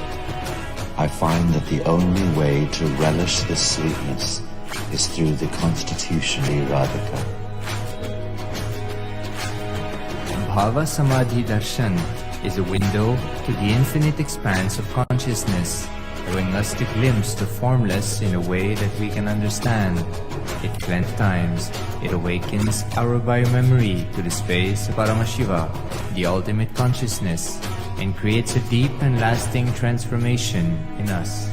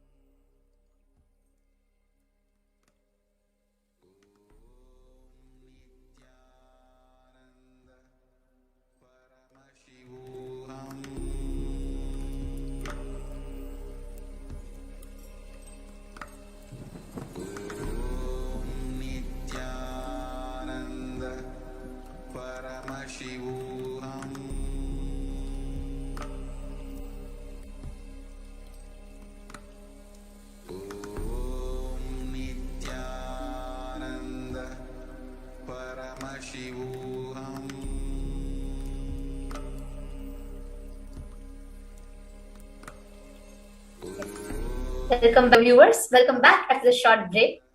Now, there's a very beautiful dhyana shloka as we enter into connecting to Devi Parashakti. The Saundarya Lahari, the composition from Sri Adi Shankaracharya, beautifully describes Devi as Shiva Shaktya Yukto Yadi Bhavati Shakta Prabhavitum Na Chedevam Devo Na Khalu Kushalas Panditum Api Atastvam Aradhyam Harihara Virinchadirapi Pranatum Sotum Va Katamakrita Punya Prabhavati. Lord Shiva only becomes able to do creation in this world along with Shakti. Without her, even an inch he cannot move. And so, how can we? How can one who does not do good deeds or one who does not sing your praise become adequate to worship you, O Goddess mine, who is worshipped by the Trinity? Such a profound chanting. There's another chant also that beautifully describes Devi Parashakti.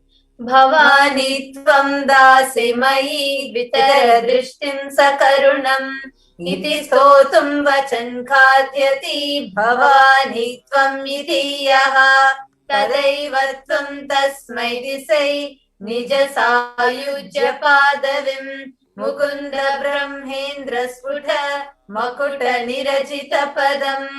If anyone has a wish in his mind to pray, you Bhavani, my mother, please shower on me a part of your merciful look.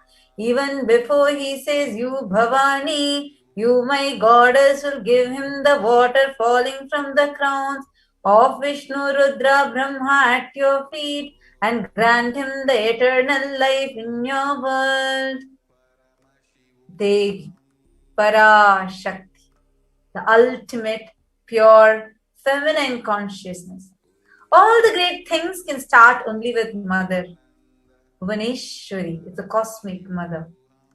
It's her cosmic womb from which billions and billions of universes comes out. She is the source of the Big Bang and black hole. She is the source of all of us. Understand, we all came from Parashakti. We'll stay in Parashakti. We all go back to Parashakti.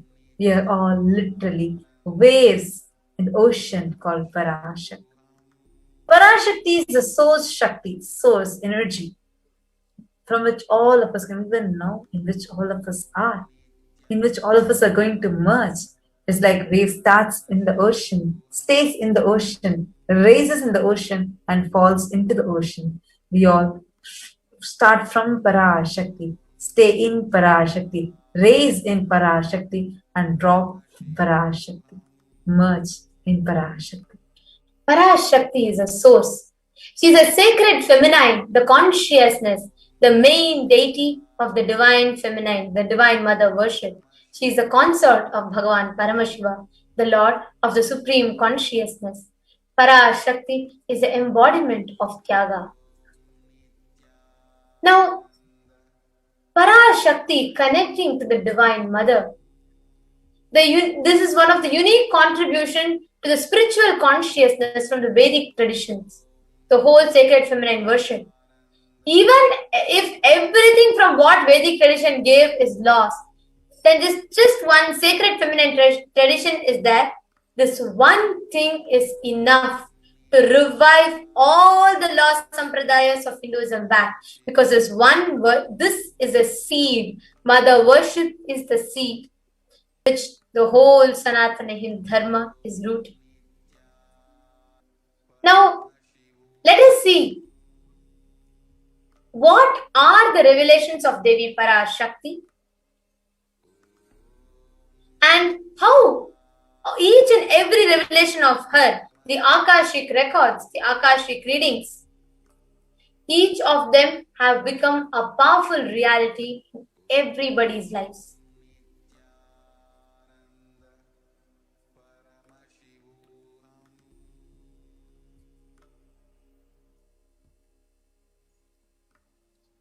Now, we have many Akashic readings in the recent past, especially where Devi Parashakti has revealed a lot about what is yet to unfold for the humanity. Out of her extreme compassion, Devi Parashakti has been revealing and lovingly and with extreme care, warning the humanity of what is yet to unfold. So now in this segment, we're going to be seeing some of these extraordinary revelations of Devi Parashakti along with statistical, scientific backing of how each and every one of them have become a reality. Actually, it's so powerful. See, like many times when we know, because many times we have seen how whatever Parashakti says is going to be happening in reality. But when you are able to see that mapping the things, for example, I'm very sure you might have come across this where you saw that when Parashakti actually warned, I think weeks ago, that soon the Ganga is going to be filled with dead bodies, people who die because of COVID-19, and the dogs will eat those dead bodies and they will get COVID-19 and they'll die. And the poor people who are homeless, who don't have any food, any other thing, that that dog meat, and they get infected virus. And this will be like a vicious cycle that goes on. All of us might be aware how we had actually shared it in previous few days, how this exact thing has already started happening. Just, I think, in 2 days after Devi had revealed, it was found 100 dead bodies. Hundreds of dead bodies were found floating in Ganga, and all of them, at least majority of them, infected with COVID-19. Actually, we are going to show you all the statistics, everything about this revelation from Devi Parashakti. And as we are moving into that segment, I request all those who are watching us on YouTube. We have Edson Monterio, Bhakti Todi, and Narasimha M, and Tung Lam NG, Rasta Shiva, and Radhika Kandaya, and Nusra Al Ansari. We have so many of you who have joined us, so many of you who are watching us, and so many of you who are excitedly being part of this beautiful segment. Please go ahead and share with us, what do you enjoy the most in Devi Akashic reading? What really takes you by that pleasant surprise or pleasant joy when you just listen to? So we request everybody here to go ahead and share.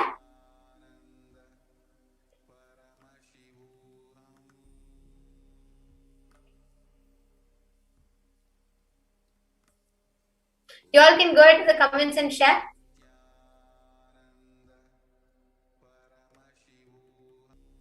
How was it? How are all of you enjoying? I'm seeing a lot of hearts and seeing a lot of people saying blessed.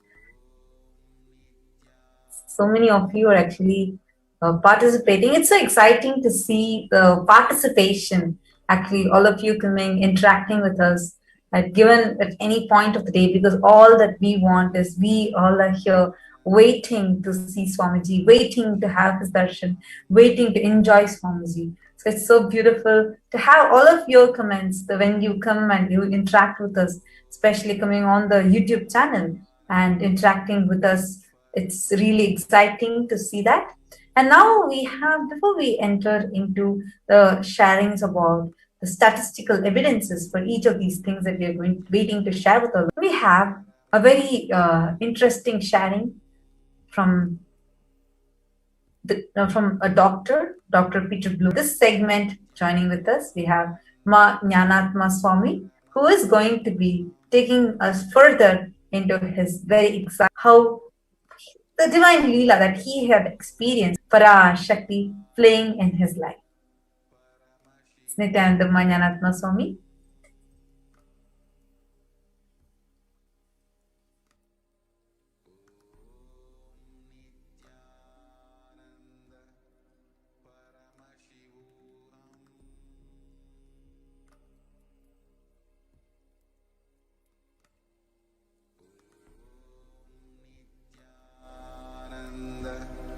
Paramashivoham.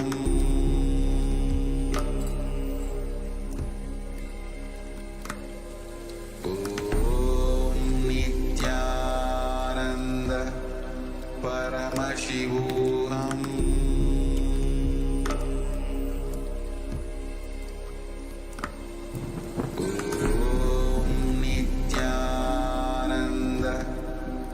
Paramashivoham.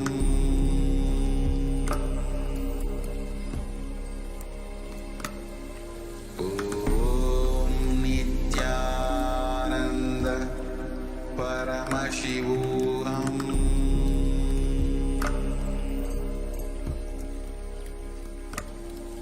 Om Nithyananda Paramashivoham.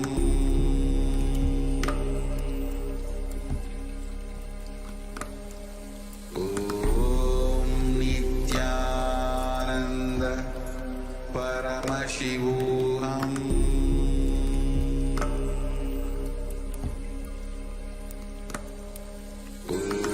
Om Nithyananda Paramashivoham.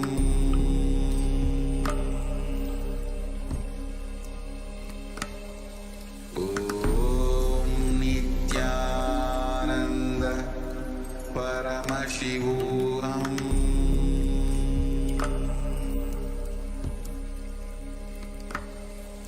Om Nithyananda Paramashivoham.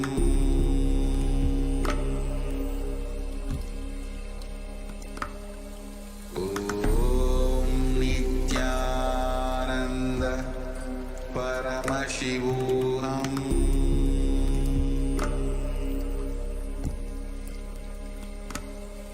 Om Nithyananda Paramashivoham.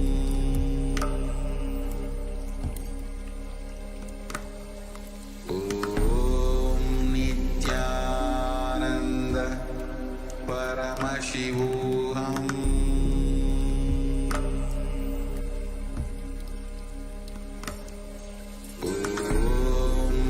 There are some great spiritual sciences unique to Hinduism. Subtle, otherworldly, but definitive sign. Manifesting the cosmic beings in Archavatara, deities in Nijavatara, living incarnations is possible. Understand?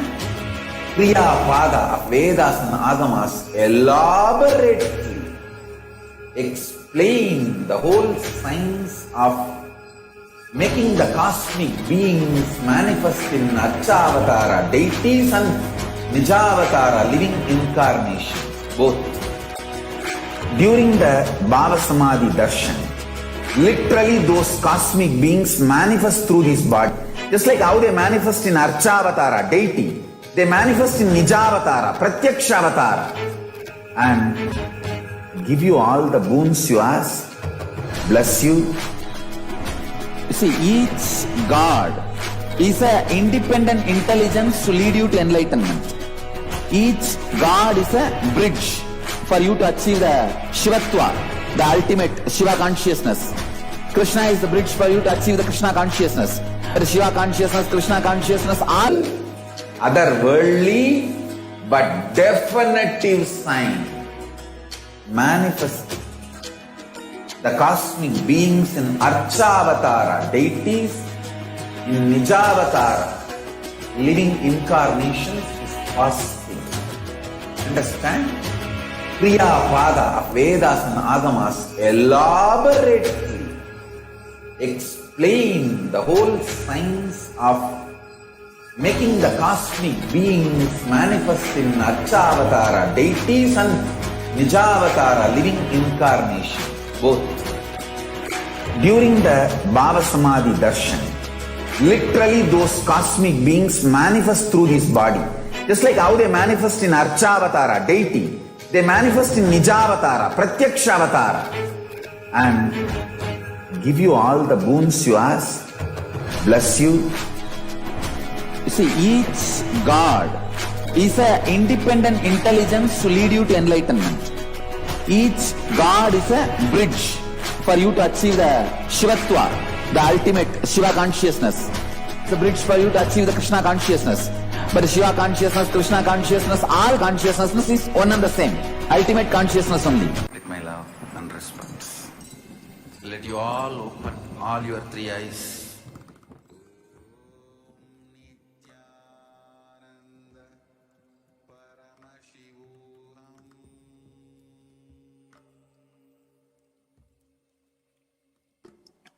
Welcome back, dear viewers.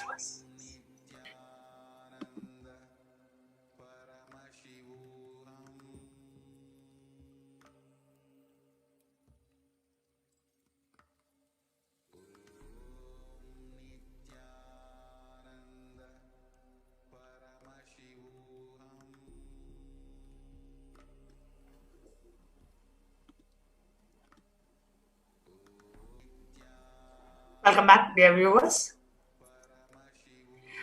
We just heard about Devi Parashakti's Akashic reading. During the Devi Parashakti Akashic reading, Devi Parashakti has repeatedly given so many revelations about the situation and how it is time for us to protect during the COVID pandemic. And she herself has given a boon, blessing, so many times and solutions to protect ourselves from the COVID pandemic that's happening all over the world, especially in India. And very recently, the Supreme Satsangs, in the Nitya Satsang that happens every morning India time, the Supreme Pontiff of Hinduism has shared how the Supreme Pontiff through Kailasa is rushing its aid to India, opening up all the centers, monasteries, adinams, where we could offer multi-layer quarantine so that anybody could come and save themselves. Literally, as you can see, India is dying and media is lying. The numbers that are quoted in the media are extremely low to the number of dead bodies that are going to the crematorium or the thick layer of dead bodies on Ganga, and everywhere so many people dying everywhere in every nook and corner of India. India is dying and media is lying. It is only the Supreme Pontiff of Hinduism who has made us aware of the real situation in India and how we can protect ourselves from this pandemic, not just in India, all over South Asia. And the Supreme Pontiff of Hinduism, because of its extreme compassion and love for humanity, through Kailasa, has opened all the doors of the monastery, adinams, where we could very comfortably provide this multi-layer quarantine. And today we have joining us to share more about the COVID care that the Supreme Pontiff of Hinduism is providing to humanity. We have joining with us Dr. Peter Bloomfield from Los Angeles, California, to share his thoughts. Nithyanandam, Peter? Nithyanandam, Nithyanandam, thank you so much for joining us. I know it's Sunday afternoon in the US, and thank you so much for joining us to share your thoughts, your opinions, and your experiences with the Supreme Pontiff of Hinduism. The first thing that I would like you to share is how is the COVID situation in US? As a doctor, I know you're an emergency doctor in the US. How is the COVID situation in the US currently? So I work in Los Angeles, and it's really under control. Means on most shifts, you don't even see a COVID patient anymore. They're very rare, and most hospitals that were full of COVID patients 5-6 months ago, they may have a few, but very, very few. So the situation is just greatly improved in the US. It's a combination of, we had really bad waves in the fall, and then we had in the kind of early summer, we had high waves, and a lot of people got natural immunity, and then they've been vaccinating really intensively. So right now there's just very good immunity between the two. So everything feels very under control in the US, unless something changes markedly or some new variant comes that would be really different from what has been there so far. Things are very, very under control. Wow, that's so nice to hear. And you are hearing about the situation that's going on in India and how the Supreme Pontiff of Hinduism has been opening up the doors of the monastery in India, with thousands and thousands dying everywhere all over the country. And I'm sure you have seen the news articles and what Supreme Pontiff of Hinduism has done to open up the doors, and about the multi-layer quarantine the Supreme Pontiff is providing. So what are your thoughts on that, Peter? So I have a few thoughts of it. One thing, I've been following the situation in India pretty closely, both through media and of course through the Arulvak. You get a very powerful perspective on what's going on in India, because Devi Parashakti will say things about what's going on and the spiritual context behind it. and then through local people in the that are working in the hospitals in India that I'm in touch with as well. Actually went to have a master's in public health, and I trained in epidemiology. So I've been following the whole pandemic from that perspective. There's so many layers to this pandemic. And I recently just gave like a small talk to the residents that I teach about what's going on in India right now. So the situation in India was really surprising in that it was not very much affected by COVID. And until February, March, it was 10,000 new cases a day and a very small number of deaths. The number of deaths in India was like a little over 100,000 recorded deaths. At the same time, the US was over 500,000. So in India, of course, is 4 times as big by population. But then suddenly you had this massive explosion in April and May. It went up to 400,000 new cases a day, 4,000 cases a day reported. Now, Swamiji or Arul Bak is stating, and in satsangs it's being said that these numbers are not capturing the actual numbers. And surely that's the case in that the health system is not universal throughout India, and there's various ways that the numbers can be misrepresenting the actual situation. But we can say something dramatic happened and it became very bad. And Swamiji was wise to keep the ashrams all shut down, and so that none of the monks, no one living in the ashrams has been affected. So what he's doing now is really remarkable in that he's putting everything to make the quarantine. He's putting this pristine COVID-free environment. In a sense, I know he's going to take precautions and all that, but he's opening up in a way that he has to be very protective to prevent it from coming in, right? So that itself is a big risk. And then, of course, providing the resources to house and clothe as needed, or give medical care and all the needs provided to these people is a huge undertaking. So if you look at what's happening right now in India, officially, the reports are that the cases are falling significantly. And the people that I'm talking to are saying yes right now.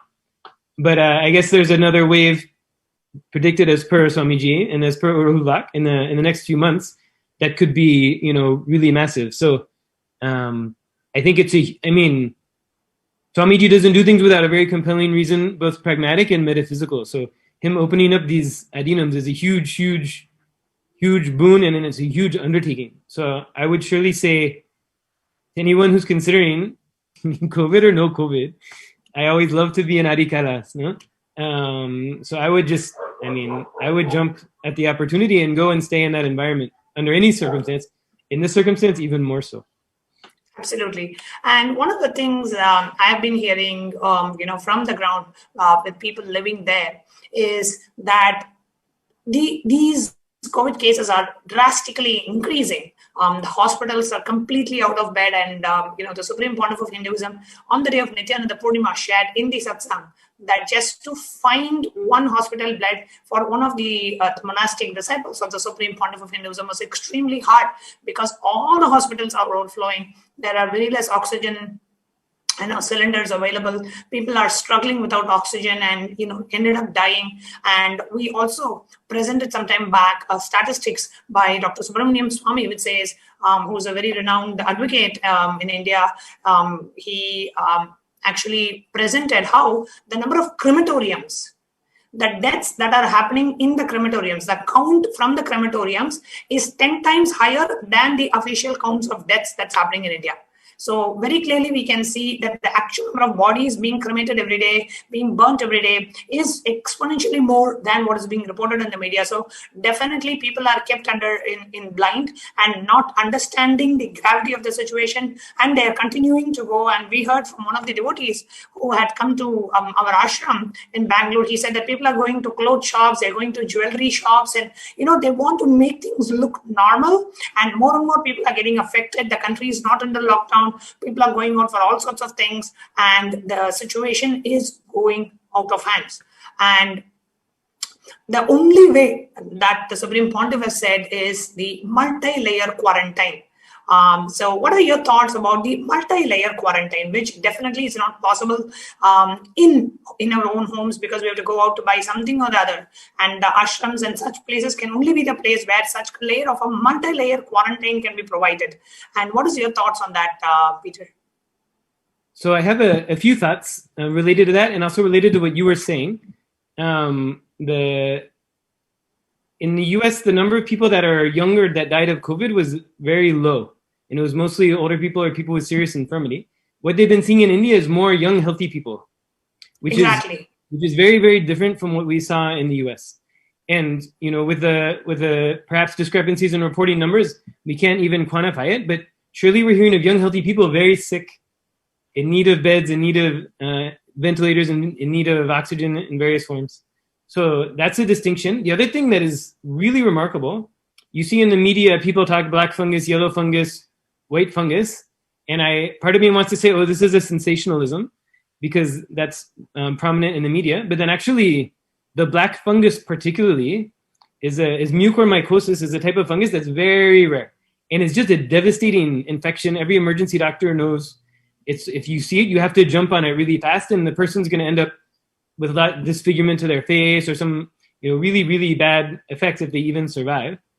And there's like 11,000 reported cases in people who had COVID in India, which is worlds apart from anywhere else in the world. Like that's not been reported anywhere else in the world.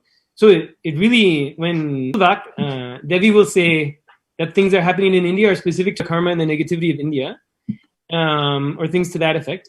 And what I can say is, epidemiologically, medically, scientifically, what we're seeing is really atypical for what's been going on elsewhere, and it lines up with the messages that are coming through the Arulak. So that's one thing. So effectively, whatever people faced in the US when they had COVID, it may be different than what people are facing in India right now, or maybe even earlier in India wasn't in as severe form as it is now. So that sort of supports the idea of people wanting to get into this real multi-layer quarantine.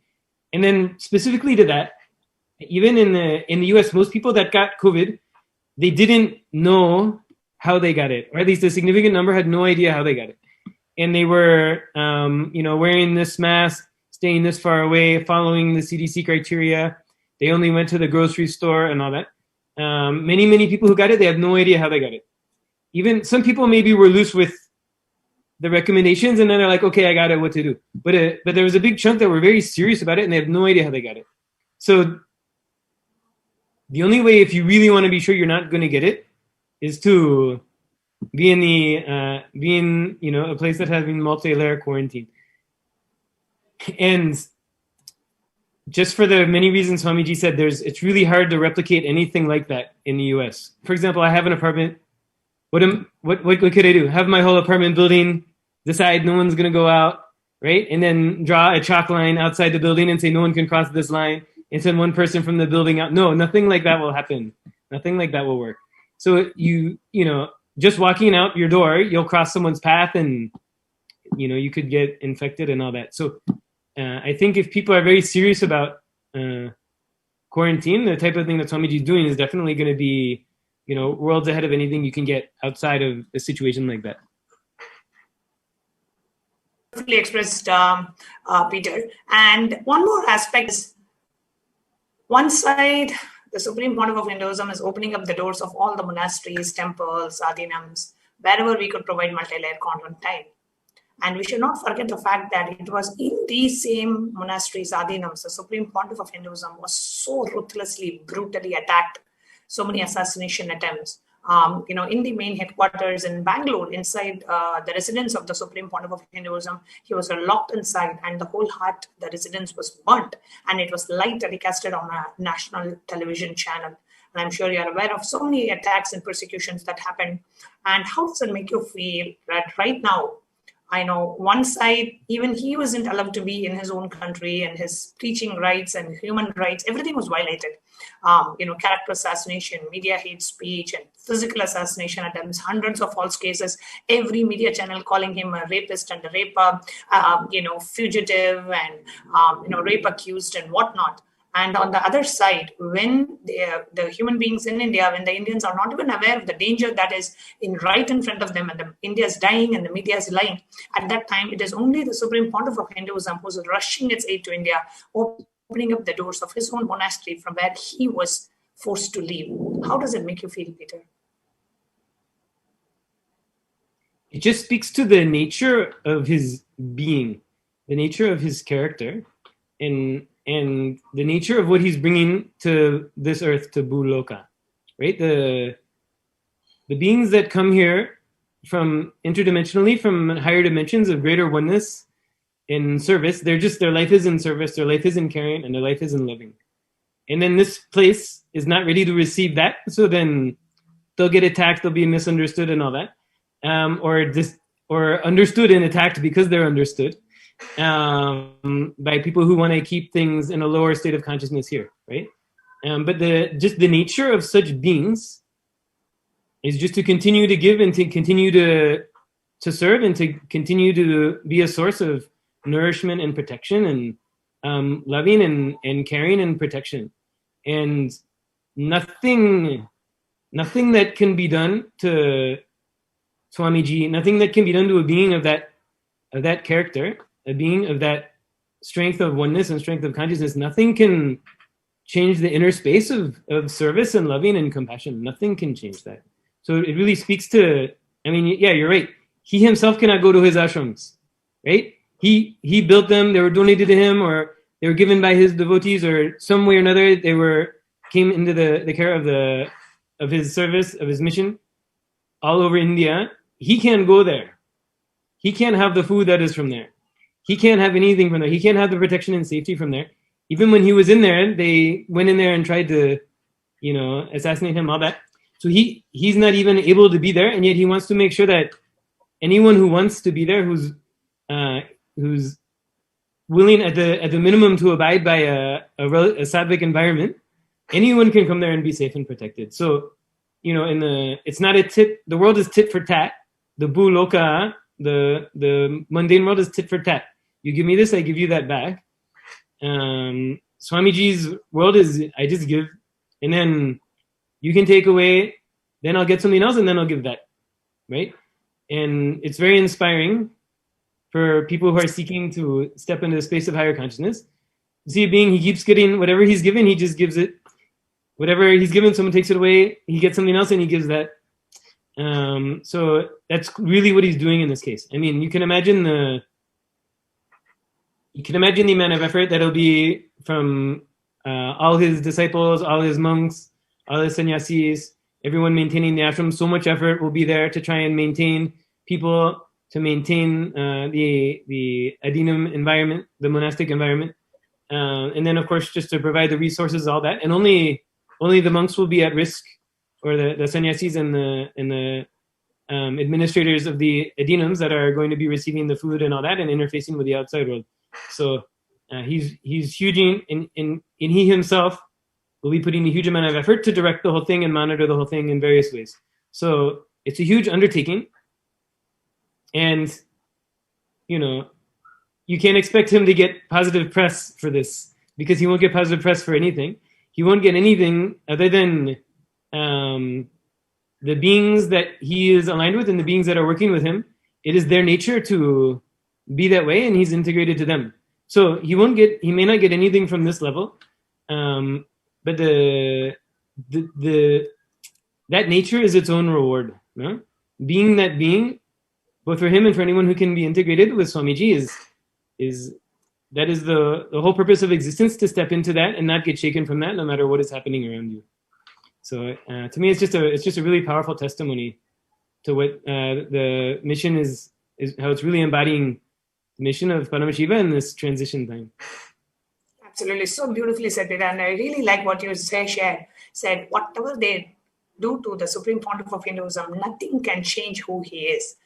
His nature is to give, and nothing can change. Even if he's attacked, he continues to give. Even if he is driven away from his own monastery, from his own country, he continues to serve. He continues to give to people, because that is who the supreme pontiff of Hinduism is. So beautifully shared, Peter. And finally, to ask you, I know you have been a constant supporter of Kailasa, supported in so many different ways. You're supported through your treasure by becoming a Sarvingambita Yajaman, and now on your way to becoming a Sarvingambita Karta as well. And what is it that inspired you to contribute to Kailasa?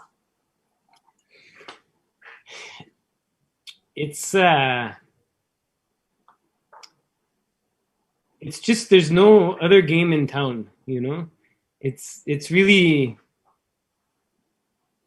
the, how to say this. I'll say I'm actually a Karta now, so wow. It's official, and it was not an easy decision in the sense that in the Western world and in much of the world we get our sense of safety and security from having wealth in hand, right? If something happens, it's okay. I can run away with my money and I'll be okay, right? And it's similar to how Swamiji is acting in our efforts to be integrated to the energy that he's coming from. Is to say whatever comes through me, let me make it available to others, no? And let me just always choose to be integrated to the vision that Swamiji is having, both for myself and for the world, rather than the vision that I can see from my small self. And I'll be candid and honest and raw and authentic. It's not easy to make that transition. And there are parts of our beings, until we become, you know, enlightened and all that, there are parts of our beings that want to hold everything in our small vision with our small hands and our small body, just to make sure that we're okay. And to go beyond that and say, just by being with Swamiji, just by being integrated with Swamiji, just by having that feeling connection with Swamiji, I'm already okay. And why invest in, you know, why invest in a stock or why invest in a Bitcoin, which can drop? When you invest in Guru, it cannot drop. that so beautiful, yes. When you invest in your feeling connection, it cannot drop. It'll only go up, and it'll go up in this lifetime. It'll go up in, you know, next lifetime. It'll go up in all the other dimensions in which we may take form and take existence. It's just always there. So the first time I did Yajaman, right? SJP Yajaman was I was taking a leap because I was trying to heal some big things, and I knew with Swamiji lining up with him, I'm more likely to heal it. And then I was not someone who had like that money sitting around kind of thing. So it affected me in a big way financially. Then suddenly a few years later, then by the grace of Guru and all that happens with the shifts in consciousness around Yajaman, suddenly I'm in a space where I can give Karta. I may or may not feel like I totally want to give it, but I can do it, right? And of course that's a discussion that goes on inside, and it goes on with various forms of Paramashiva in various ways. But ultimately is the powerful space is just to say, you know, this there's no better use for my resources than in service to consciousness of humanity. And wow. if I trust in God, and if I trust in Guru, and I know that Guru is God, then where else would I want my resources to go? See, I don't have to worry about this thing or that thing going my way going forward, because I know I'm all in with Guru. That means Guru is all in with me. Then I'm okay, world is okay, cosmos is okay. Everything just lines up. And it's like going into a much bigger game. It's much more rewarding on multiple levels. So that's sort of the space from which I ended up doing it.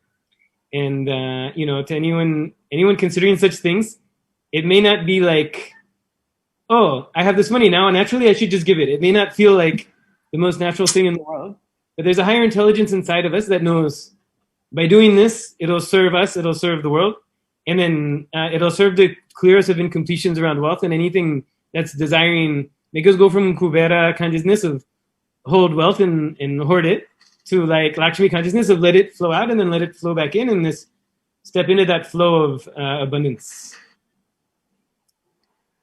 So beautifully shared, Peter. Thank you so much for coming live and sharing with us today. And thank you so much. Dear viewers, we are now moving on to the next segment of the today's program after a short break. There are some great spiritual sciences unique to Hinduism. Subtle, otherworldly, but definitive sign. Manifesting the cosmic beings in Archavatara, deities in Nijavatara, living incarnations is possible. Understand? Kriya Pada of Vedas and Agamas elaborately explain the whole science of making the cosmic beings manifest in Archavatara, deities and Nijavatara, living incarnation, both. During the Bhava Samadhi Darshan, literally those cosmic beings manifest through this body. Just like how they manifest in Archavatara, deity, they manifest in Nijavatara and give you all the boons you ask, bless you. You see, each God is an independent intelligence to lead you to enlightenment. Each God is a bridge for you to achieve the Shivatva, the ultimate Shiva consciousness. Krishna is the bridge for you to achieve the Krishna consciousness. But Shiva consciousness, Krishna consciousness, all consciousness is one and the same. Ultimate consciousness only. So that energy itself completely expresses. Just like Radhika, when I see my own sweetness in the mirror, I become eager to taste it. I find that the only way to relish this sweetness is through the constitution of Sri Radhika. Bhava Samadhi Darshan is a window to the infinite expanse of consciousness, allowing us to glimpse the formless in a way that we can understand. It cleanses the karmas of lifetimes. It awakens our biomemory to the space of Paramashiva, the ultimate consciousness, and creates a deep and lasting transformation in us.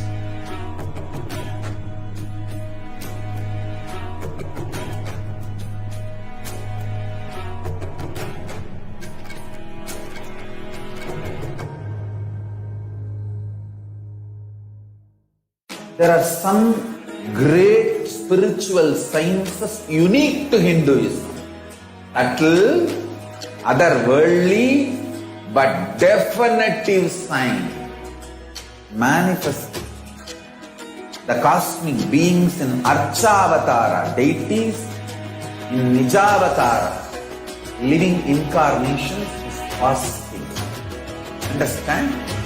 Kriya Pada of Vedas and Agamas elaborately explain the whole science of making the cosmic beings manifest in Archavatara, deities and Nijavatara, living incarnation, both.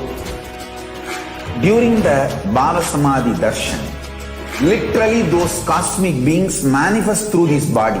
Just like how they manifest in Archavatara, deity, Pratyakshavatara, and give you all the boons you ask, bless you. You see, each God is an independent intelligence to lead you to enlightenment. Each God is a bridge for you to achieve the Shivatva, the ultimate Shiva consciousness. Krishna is the bridge for you to achieve the Krishna consciousness. But Shiva consciousness, Krishna consciousness, all consciousness is one and the same. Ultimate consciousness only. So that energy itself completely expresses. Just like Radhika, when I see my own sweetness in the mirror, I become eager to taste it. I find that the only way to relish this sweetness is through the constitution of Sri Radhika. Bhava Samadhi Darshan is a window to the infinite expanse of consciousness, allowing us to glimpse the formless in a way that we can understand. It cleanses the karmas of lifetimes. It awakens our biomemory to the space of Paramashiva, the ultimate consciousness, and creates a deep and lasting transformation in us.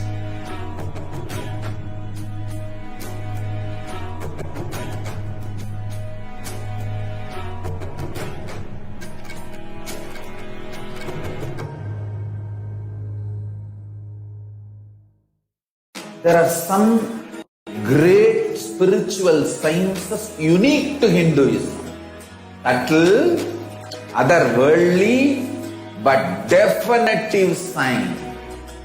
Manifesting the cosmic beings in Archavatara, deities in Nijavatara, living incarnations is possible.